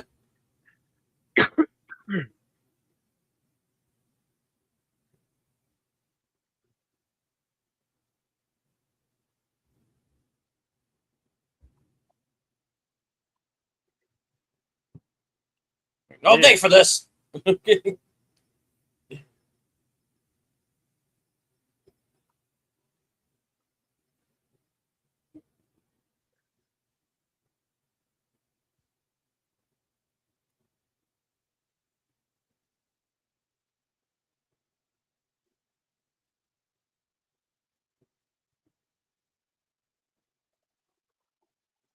Dear bad guys, no one here but us good guys. Signed, Epstein's mother. That's a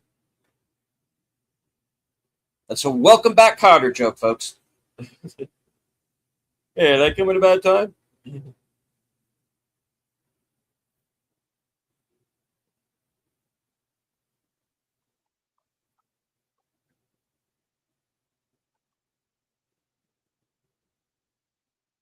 Oh, cock blockery aside.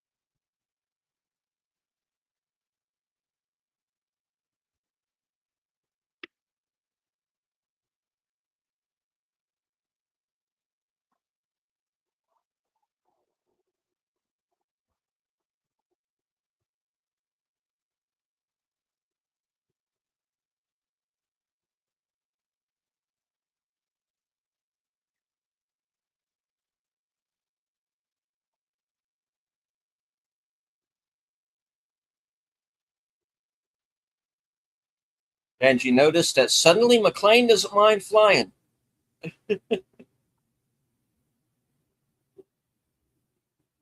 It's a 38, John.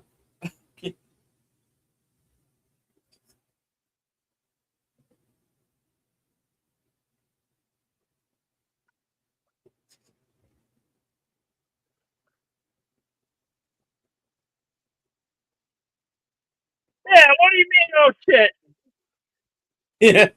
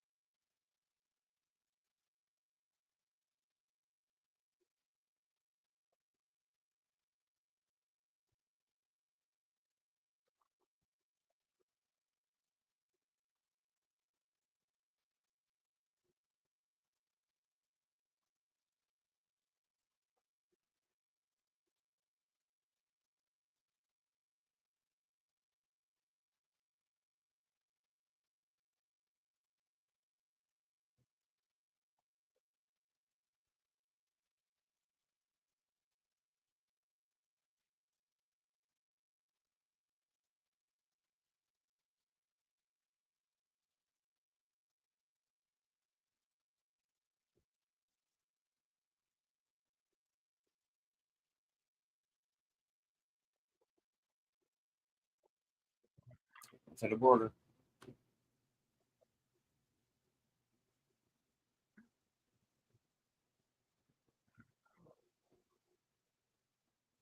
Say hello to your brother.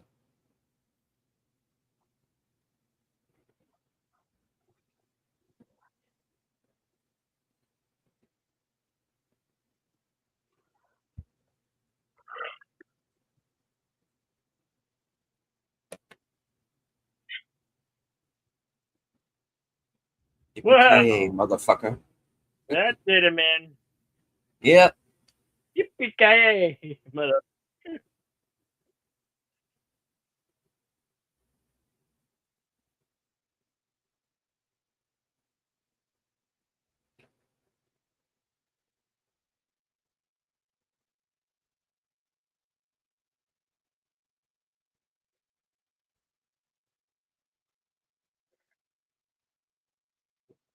Yeah, well.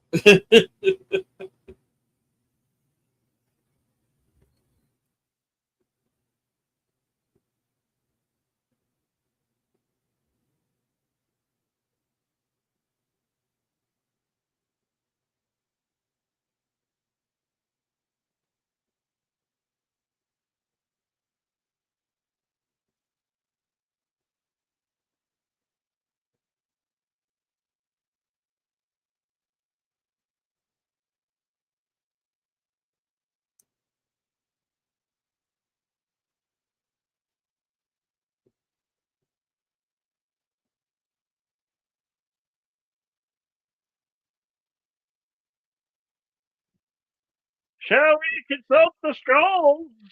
All right. Let me get back on over here to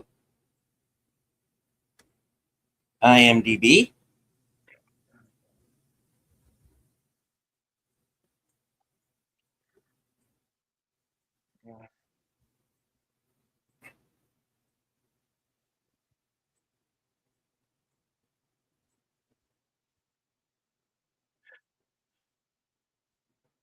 I'm sorry about the latency and the badness of Cosby. I don't know what's going on.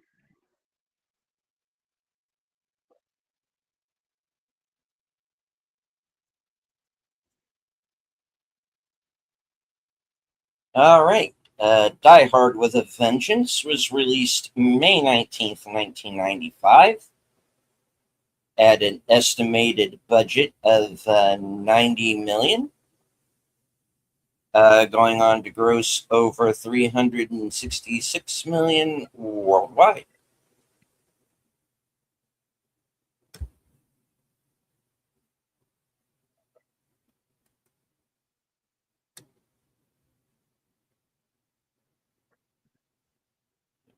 Let's see.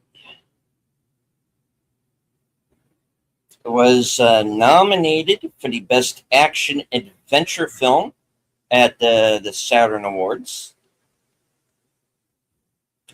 Best Action nominated for Best Action Sequence at the MTV Awards.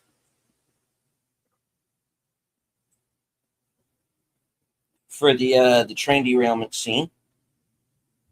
Michael Kamen won a BMI Film and TV, won the BMI Film Music Award.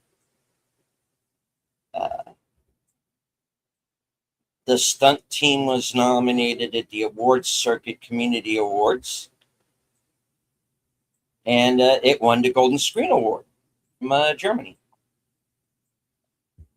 Rather ironically. All right.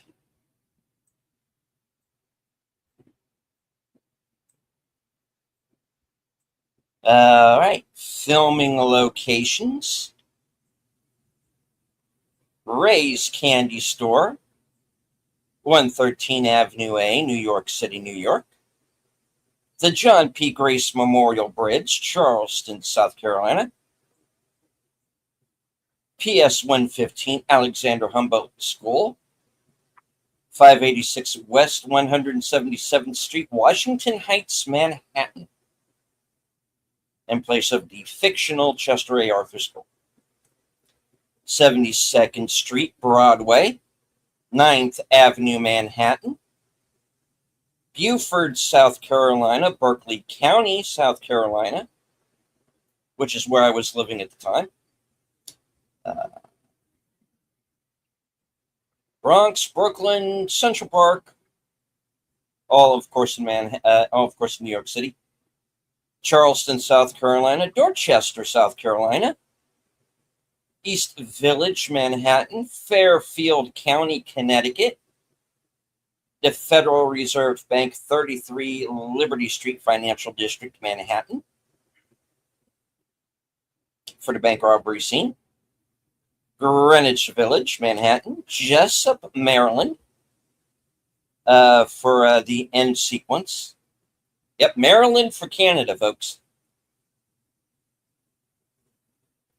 Tompkins Square Park, East 10th Street, East Village, Manhattan.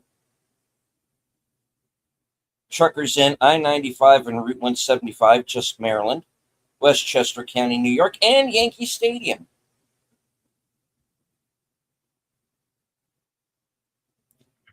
On to the trivia. Originally titled Simon Says, where Zeus was scripted as a woman, was considered by Joel Silver as the third sequel to Lethal Weapon, but 20th Century Fox did not agree to sell the script to Joel Silver. And the 2003 Region 1 DVD version includes the original ending, showing McClane and Simon playing a game of chicken with a rocket launcher. In this original version, Simon Gruber and his crew get away with the gold, and months later, McClane tracks Simon down in Europe. Where exactly in Europe is debated. McClane mentions Germany, but people in the background are heard speaking Hungarian. The number on the bottom of the aspirin bottle at the phone booth leads McClane to Gruber. The gold was turned into small miniatures of the Empire State Building and smuggled out of the country. McClane is thrown off of the force, and the police, thinking that he may actually be involved in the heist. The game that McClane and Simon play is about riddles that McClane tells Simon, and he's supposed to figure out the answer, or McClane will force him to fire a rocket launcher with its directional arrows removed, so neither will know which direction it will fire until it is actually fired. The scene climaxes with McClane forcing Simon at gunpoint to fire the rocket launcher, which kills Simon, and McClane is revealed to be wearing a flak jacket, which would have saved his life if the rocket launcher had fired at him instead of Simon. Well, I'm not sure about that one, but okay. The studio objected to the ending, saying that it made McClane too cruel and heartless, whereas screenwriter Jonathan Hensley stated that that was exactly the point, to show that McClane had been pushed over the edge by the events of that day, and subsequently losing everything as a result of Simon.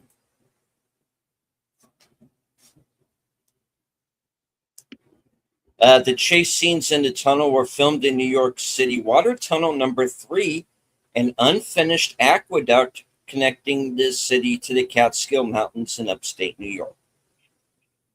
While the highway scenes are supposed to take place on Sawmill Parkway in Westchester County, New York, they were filmed on the Merritt Parkway in Fairfield County, Connecticut, and on the Taconic Parkway in Putnam County, New York. The character of Dr. Fred Schiller was a reference to the 18th century German poet Friedrich Schiller, who wrote the lyrics used by Ludwig van Beethoven in his Ninth Symphony, which was used in Die Hard. When the bomb goes off in the Bonwit Teller department store, there is an Atlantic courier truck parked in front of the store that gets flipped over. In Die Hard, Hans Gruber and the other terrorists arrive at Nakatomi Plaza in a Pacific carrier truck. On April 19th, 1995, exactly 1 month before the movie was scheduled to be released, the Alfred P. Murrah Federal Building in Oklahoma City was bombed by terrorists. Several sources later reported that last-minute editing was done to remove a few scenes depicting explosions out of pity to the victims. This claim turned out to be false. There may have been confusion with the television shows All My Children and Melrose Place, which had indeed such scenes edited out at the last minute. Director John McTiernan did at one point consider either editing out the opening bombing of the department store or moving the release date back, as he felt that the American public might still be sensitive to bombing due to recent events. Fox Studios decided to go with the original version and release date, stating that the film was a work of fiction and was already completed long before the real-life events occurred. Simon calls a radio announcer to report that there is a bomb in a school. The announcer is Elvis Duran, an actual radio announcer on the station C100 or 100.3 FM.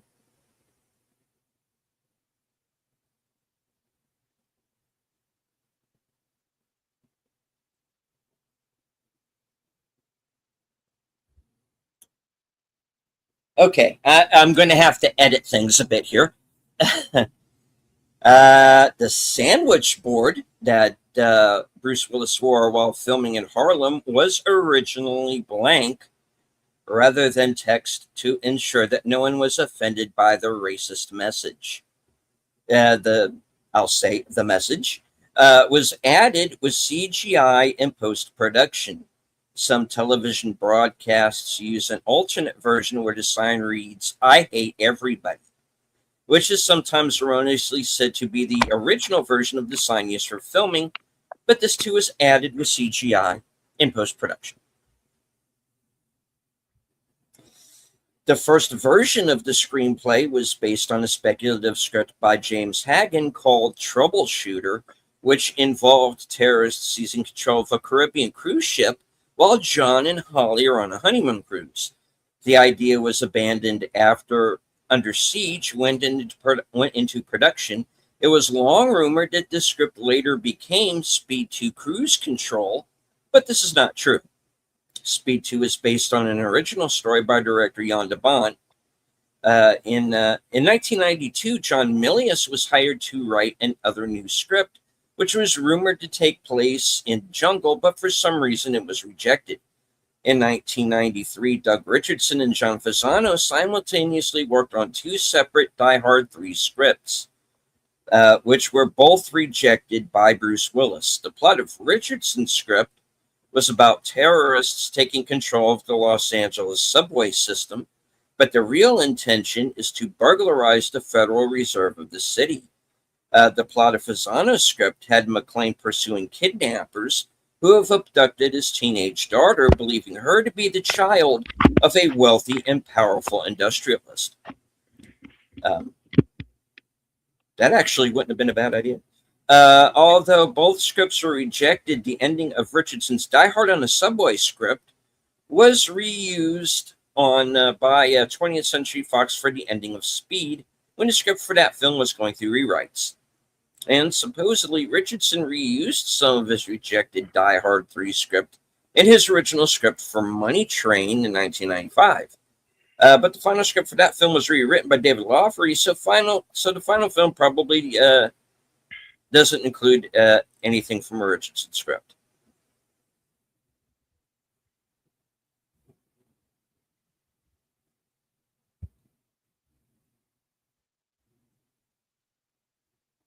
Director John McTiernan acknowledged the errors concerning the gold in the dump trucks and its respective weight. McTiernan and Samuel L. Jackson were permitted to lift a genuine bar of gold to get the feel of how heavy the gold really was.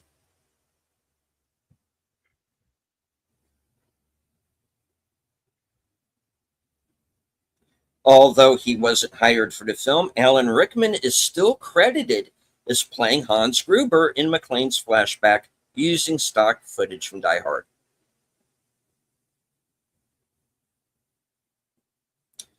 During its pay-per-view run in 1996, a bonus featurette allowed the presentation of the movie, which included footage of some scenes with additional dialogue, such as the scene in the Federal Reserve Bank where Felix Little asks, "You're in the flower business, Mr. Vandervloot?" and it is added Simon replying Vanderflood. He's correcting him. It rhymes with Tulip explaining why Felix pronounces the name incorrectly from that point on. This featurette is not included in the special edition DVD. The park on top of the Wall Street station in the film was a vacant lot that was made into a park for the film. It was turned back into a vacant lot after filming was completed. When Simon, posing as a city engineer, meets Ricky, you can see a blurry but visible red sign on the building in the background. This is the home insurance company building, and that company purchased the red cover so that it would be seen in the movie, as they felt that the original bronze signage would not be visible. Lawrence Fishburne was the original choice to play Zeus Carver, but turned down the part. When he reconsidered the decision, Samuel L. Jackson had already been cast. In a DVD commentary, Jonathan Hensley says the first hour of the film is his original Simon Said script word for word. He only changed the characters from the script so that it would actually feel like a sequel to Die Hard. The film was shot under the working title Die Hard New York. Samuel L. Jackson's look in the film was Jackson's idea after he'd done extensive research on his character by studying books on Malcolm X. Jonathan Hensley was detained by, we talked about this in the chat, Jonathan Hensley was detained by the FBI after completing the script for the film because he knew extensive information about the federal, damn it, it jumped on me, hold on, because he knew extensive information about the Federal Gold Reserve in downtown Manhattan. Hensley stated that he got all the information from an article written in the New York Times. Sam Phillips is a pop singer in real life when she was invited to screen test for the role of Katya based upon a photo from one of her CD covers. The sex scene between Jeremy Irons and Sam Phillips was added in the last minute because John McTiernan knew that the film would get an R rating from the MPAA, as other countries use different rating systems. He might as well put a sex scene in. Yes, but there is no nudity, so it doesn't count. Does not count. All right. The bridge from which McClane and Zeus jump on to the container ship is in the harbor is the Cooper River Bridge that connects Charleston and Mount Pleasant, South Carolina. A new bridge opened in July of 2005, and the two pre-existing bridges that have long been a symbol of Charleston were removed. Much of the film was shot in Charleston area, including the subway station, which was built on a stage in Mount Pleasant.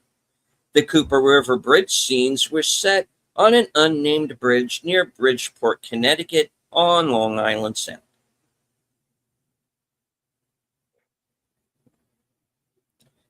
As in Die Hard, the German spoken in this movie is mostly grammatically incorrect.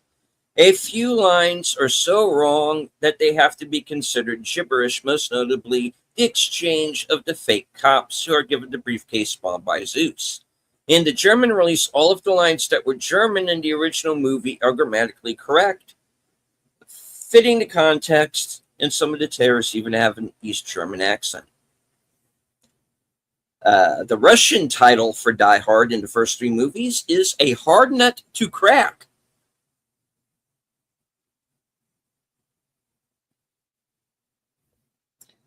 The producers plan to blow up the Hutchinson River Parkway toll booth structure for a scene in the movie. The tolls were to be eliminated anyway, and then Governor Mario Cuomo volunteered to push the switch. But opposition from local residents in close proximity and from other officials nixed the idea.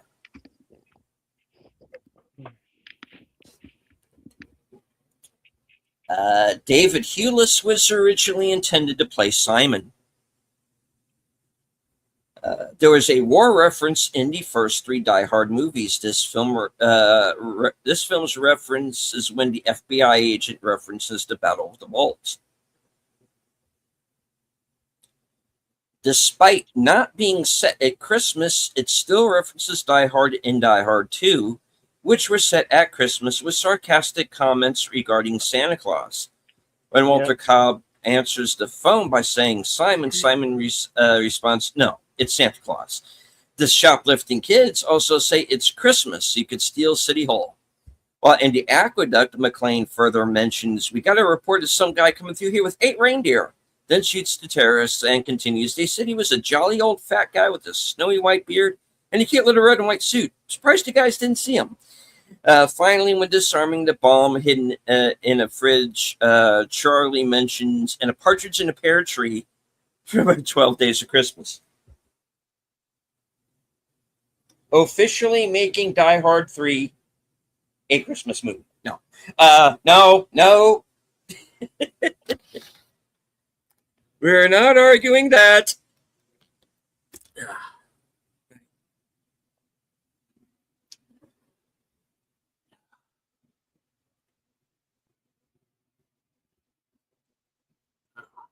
Hold on a minute. I'm going to read off a few more here.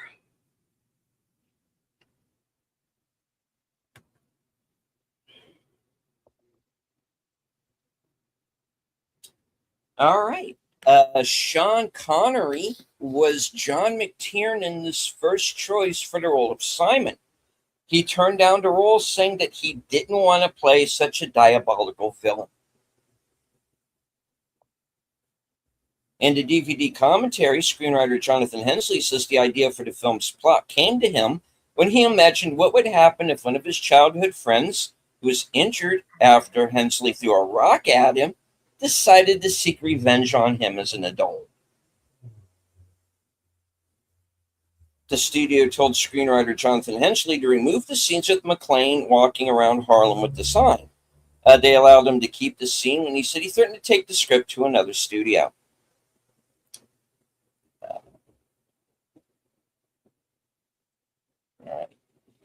Danny Cannon was approached to direct, but he was more interested in making Judge Dredd at the time. The final fight between McClane and Simon takes place at a truck stop in Quebec. The scenes were filmed at the TA truck stop off of I-95 in Jessup, Maryland.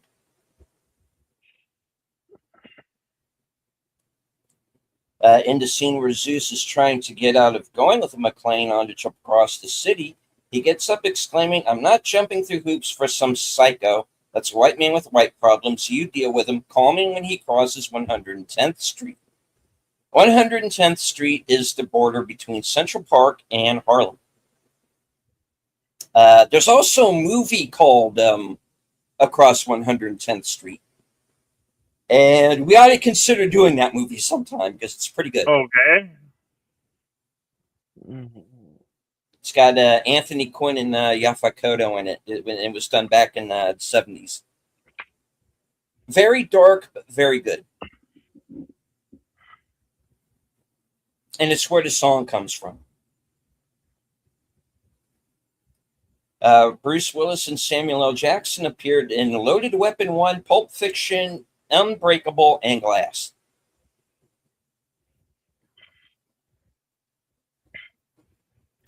Anthony Peck, who plays Ricky, is also in the original Die Hard. Obviously, he's a different character, but he's there. The main theme for this movie is Johnny I Hardly Knew Ye, a Irish song from 250 years ago. This was later adapted into When Johnny Comes Marching Home, an Irish song made famous in America by Patrick Sarsfield Gilmore, a.k.a. Louis Lampert, in 1863. Okay. Buckle up. This is a bit of a long one. There are 2 solutions to the water jug riddle in the park at the Elephant Fountain. To place exactly 4 gallons of water on the scales when you only have 2 jugs which hold 3 and 5 gallons respectively, you must do either of the following. 1. Fill the 5-gallon jug and decant the water into a 3-gallon jug. This leaves 2 gallons in the big jug. 2. Empty the 3-gallon jug and pour in the 2 gallons from the 5-gallon jug, leaving space for 1 gallon on the small jug. 3. Refill the 5-gallon jug and pour water from it into the 3-gallon jug into the small jug until the small jug's full. 4. That leaves exactly 4 gallons in the big jug. Put it on the scale and the bomb is disarmed. The second method is 1. Fill the 3-gallon jug and pour the water into the 5-gallon jug. 2.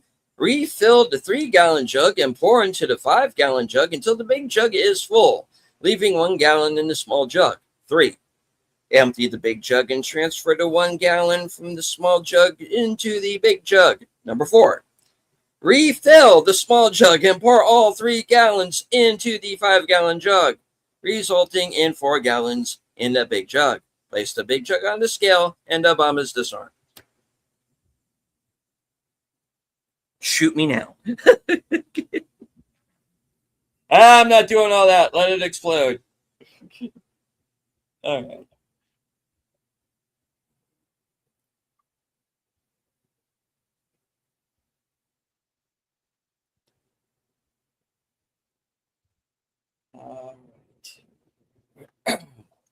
When Zeus picks up the gold bar at the Federal Reserves, he says, "Damn, this is heavy." A standard gold bar kept at the Federal Reserve weighs approximately 25 pounds.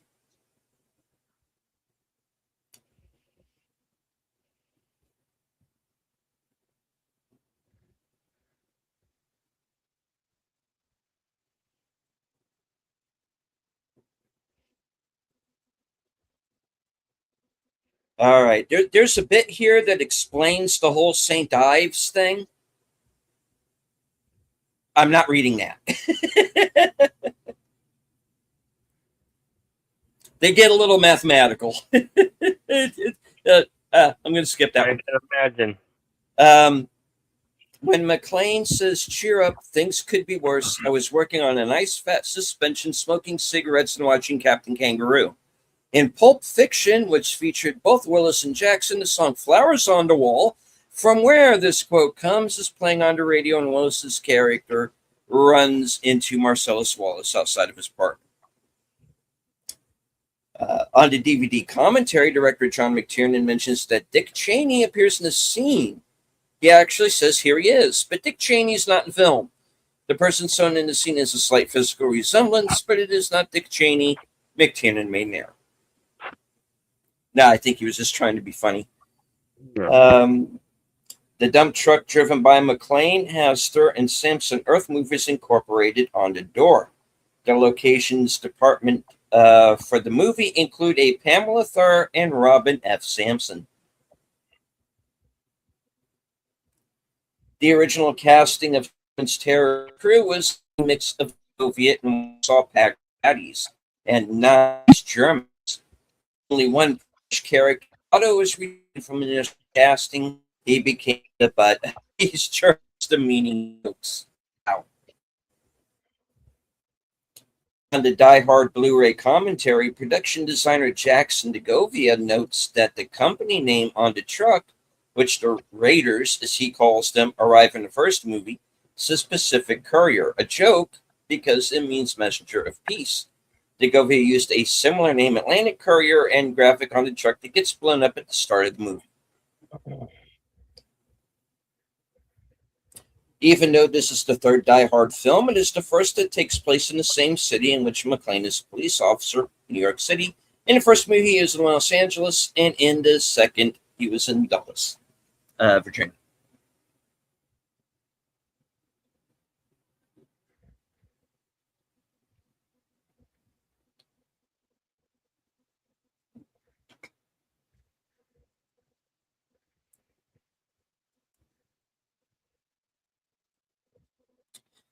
Sorry, just had to take a sip of water there. I'll read off a few more of these.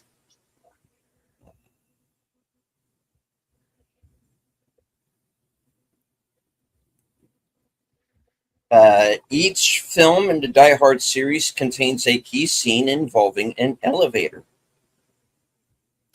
In real life, Alan Rickman was 2 years older than Jeremy Irons, despite the fact that Irons plays the older brother.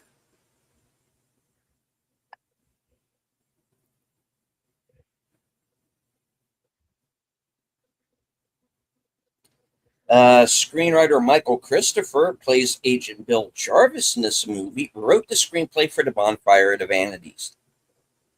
Um, there's a book called The Devil's Candy that's all about the making of Bonfire of the Vanities. If you want to hear about how badly one of these things can go while they're making them, read that book. Uh,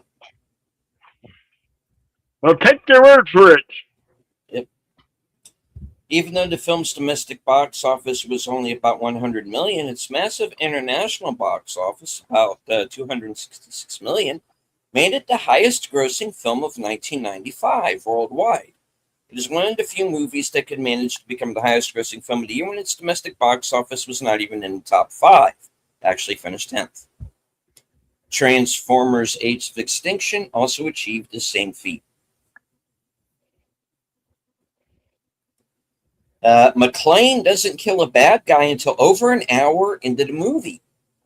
That is longer than any other Die Hard movie.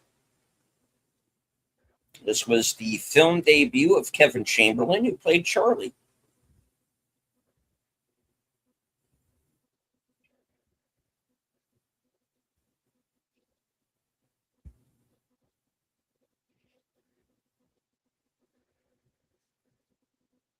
All right, the film depicts Zeus's nephews. They were brothers in real life, Aldous and Edwin Hodge. Made their acting debuts in this movie. Aldous Hodge is also in A Good Day to Die Hard.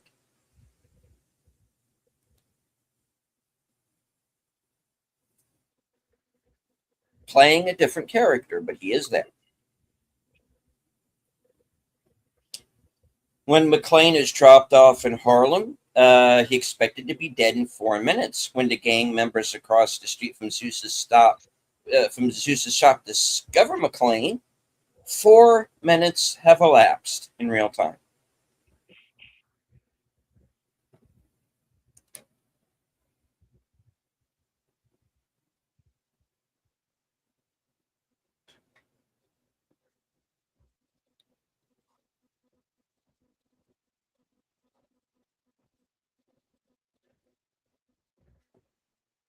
All right, I'll read a few more.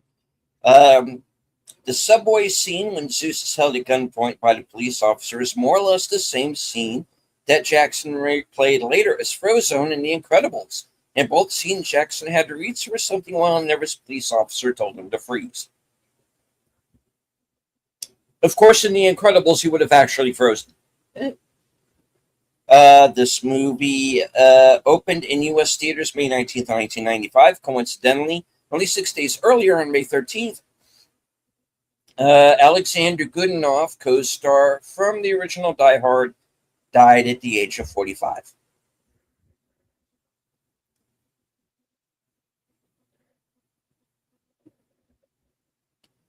And in the latter part of the movie, McClane ridicules Targo, played by Nick Wyman, for his size by calling him Lurch. Making specific reference to the Addams Family, the scene immediately cuts to bomb expert Charlie Weiss, who years later was cast as Uncle Fester in the Addams Family musical on Broadway. Nice.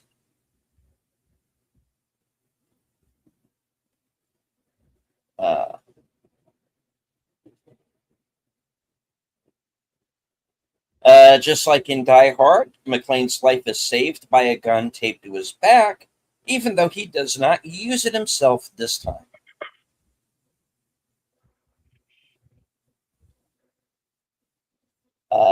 This was shown on television on Tuesday, March 15th, 2016, the same night that Donald Trump and Hillary Clinton each won multiple presidential primaries.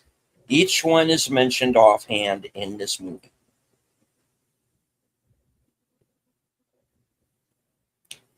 When McClane enters the Federal Reserve and encounters Carl disguised as a security guard, Carl tries to have a casual conversation with McClane. There are two instances during this exchange in which his dialogue could potentially blow his cover as an American. Before he and McClane enter the elevator, he asks McClane what he thought about the weather, and this says it feels like it's going to rain dogs and cats later. Not only does he misquote a fairly standard English expression, but he also has to think a bit as he's trying to sound more American, then calls the elevator a lift, another mistake that would give away that he's not actually American.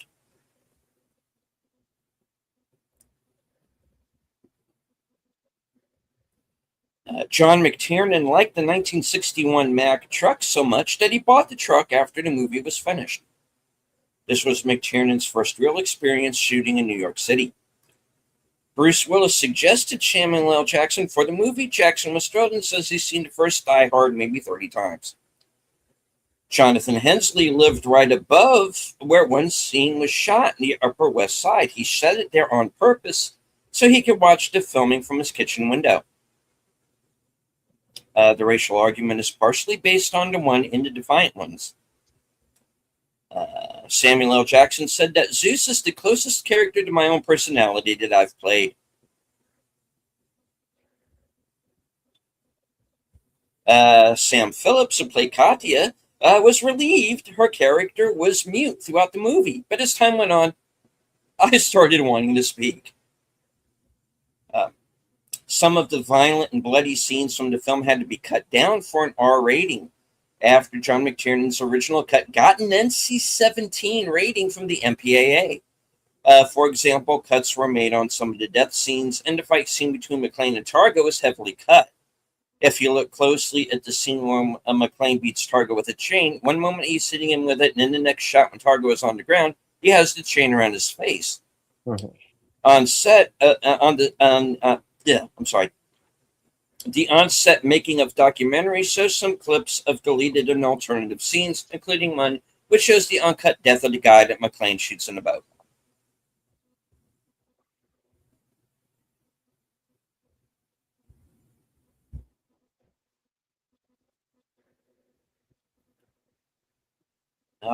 I'll read this one last one. Okay.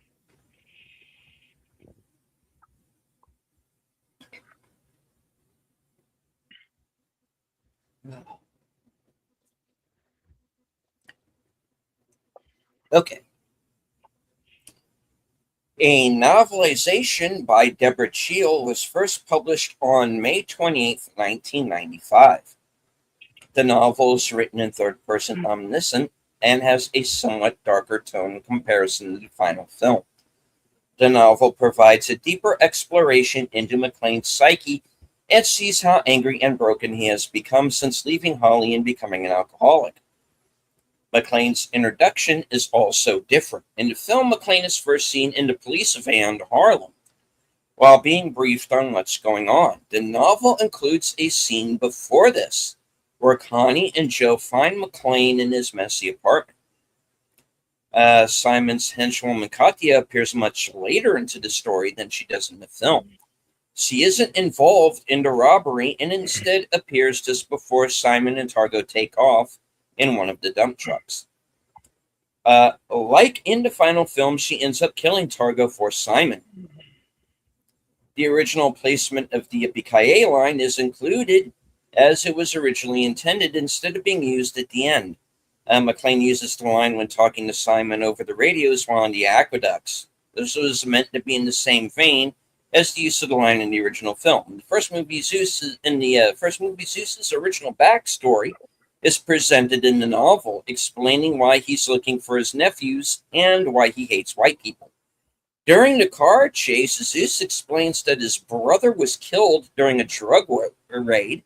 When McClane suggests that it was his brother's own fault, Zeus explains that his brother was never involved in drugs and the only reason he was there was to bring Zeus home. The novel also uses the McClane says ending rather than the film's version in the finale. Okay. There's a lot more. You can find it on IMDb Pro, where I have a page, so please check that out. One thing that I do want to bring up. this might surprise people. Only A Good Day to Die Hard is the only movie written originally to be a Die Hard film.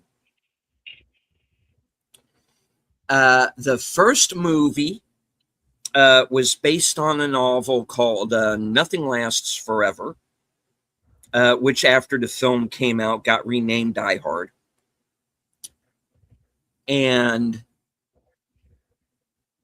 that book was actually a sequel to another book Thorpe had written called The Detective. And that film and that book was made into a film in the late 60s starring Frank Sinatra. And it's that character from that book, Joe Leland. He is the one who is in the building. And they originally offered Die Hard to Frank Sinatra because he had what they call first look rights. Because back when they did The Detective, it was part of his contract that if there was ever a sequel written, that he had first dibs on the script. He had to read it first, contractually. But he turned Die Hard down because at that point he was a little long in the tooth to be playing the character with all the physical demands that it took. So it got rewritten. The John McClane character was invented, and we got the movie that we got today. Now, the second film is also based on a book. It's called 58 Minutes. And it's by a guy named I think William Wagner, I think is his name.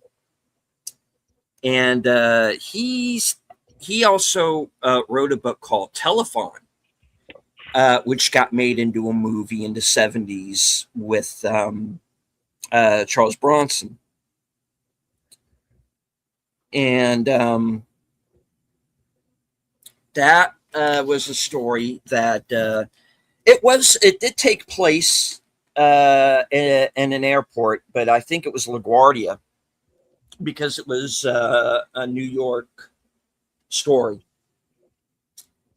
And they took Die Hard 2 from that, and they just took out the original character and kind of changed why the bad guys were there, and it became the movie that it became. And it just so happens that I have both books right here. Let me put myself up on camera just briefly. This is the original book right here. Nothing Lasts Forever. And this is 58 Minutes. So I got both the paperbacks. And now the third movie is a little interesting because it was actually, as we kind of went into trivia, there was another screenplay called Simon Says. In fact, there are some versions of the script where it still says that you can kind of find online where it still says Simon Says as the title. And that was another movie that kind of went through some changes. It wasn't originally intended to be a Die Hard story. It was going to be its own separate original story. And it got rewritten because the story in Simon Says, like Jonathan Hensley says, the first half of the movie is pretty much what he originally wrote. basically everything from the heist on is new. And the original Simon was somebody that the cop in that story, before he became McClane, it was this character named Alex Bradshaw. And that version of Simon was after Bradshaw because of something that had happened in their childhood. Because it turns out that the cop knows the bomber from when they were kids. And I'd still like to get my hands on that version and read it, but I don't know if it's available anywhere. So, and the fourth movie was actually started out as it was like a magazine article, and it was all about the hacker who eventually winds up, when they did it as a Die Hard film, winds up the villain, Gabriel, Timothy Oliphant's character. But the original story of that, it was all about him hacking, doing the hack that he got in trouble over. And that was the original film. And then that got retooled into being Die Hard 4. Yeah. So yeah, only the fifth movie, the one that is the worst one of the bunch, is the only one that was originally written to be a Die Hard movie. The rest all came from other sources. So anyway, enough of my yakking. That's all I've got. Like I said, there's more trivia on IMDb, but we'd probably be here another hour and a half reading through it all. So yeah, we're best to just stop here while we're ahead. Circles. Yes. Okay. Alrighty. Western cinema up next, with maybe some patriotic karaoke tomorrow night. On the 4th. Remember, it's the 250th celebration, 4th of July. Mm-hmm. Yep.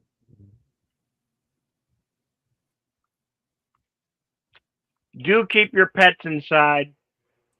The fireworks and explosions, they don't like those loud noises. And many pets end up getting lost, and that's just sad. So, as I always like to say, thank you everybody for being here today. Jamie Lynn Simmons, Igna Service, JPRPH1. Big Al presents. How do you pronounce this one?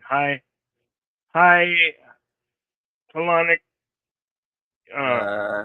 Halcyon Outlander 2105. Okay, Lady Miss. Welcome. FK8C 2005, sometimes known as Tim. Tune the News. Aces of Movies. We'll drop in here. Says hello. Mm-hmm. I want to thank Tim again for the member chat from earlier. Appreciate it.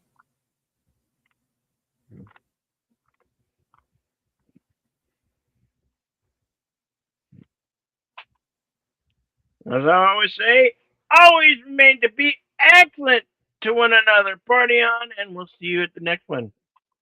Tell them what you got. All right. As for myself, I don't have anything planned during the day tomorrow, but that's not to say that I won't go on. I am going to be guest hosting on Films with Friends once again tomorrow night at 10 p.m. And we're going to be watching The Adventures of Baron Munchausen. Of course, Western Cinema Presents episodes 7 and 8 of 1883. Later that night at 8 p.m., Unscripted, which is going to be my best of 2026 so far show. A little late. I had intended to do it back in June, but other subjects intervened. Let's see. I'm going to be guest hosting on Geeky Geezers at 9 p.m. over on Age Boomer's channel. Then Boomer is going to be joining me after that for reserved seats, and we're going to be discussing Zach Krager's Oscar-winning film, Weapons, among other topics. Then Troy's going to be your way, which is why I'm going to be on Geeky Geezers. So there's no Doctor Who this week. So that will not be part of the block. So reserved seats might go a little bit over. Tuesday, live from Sparkwood 21. We're going to be watching an episode from season 2 of Twin Peaks called Dispute Between Brothers, which is going to be the aftermath of the previous episode. Then, of course, next Thursday, back at our regular time. And of course, we're going to be doing something a little different this week. And we're going to be doing a comedy. Don't Look Up, starring Leonardo DiCaprio and Jennifer Lawrence. Yep. That is available on Netflix. Yep. Because Netflix does not do physical media. But that's a story for another time. All right. Yeah. So as I always say at the end of every broadcast, from HQ and all points north, south, east, west, and beyond, good night. Take care. Stay strong. Be safe and healthy, because this is how we win. And thank you for sticking with us through the tech issues. Appreciate it. Oh.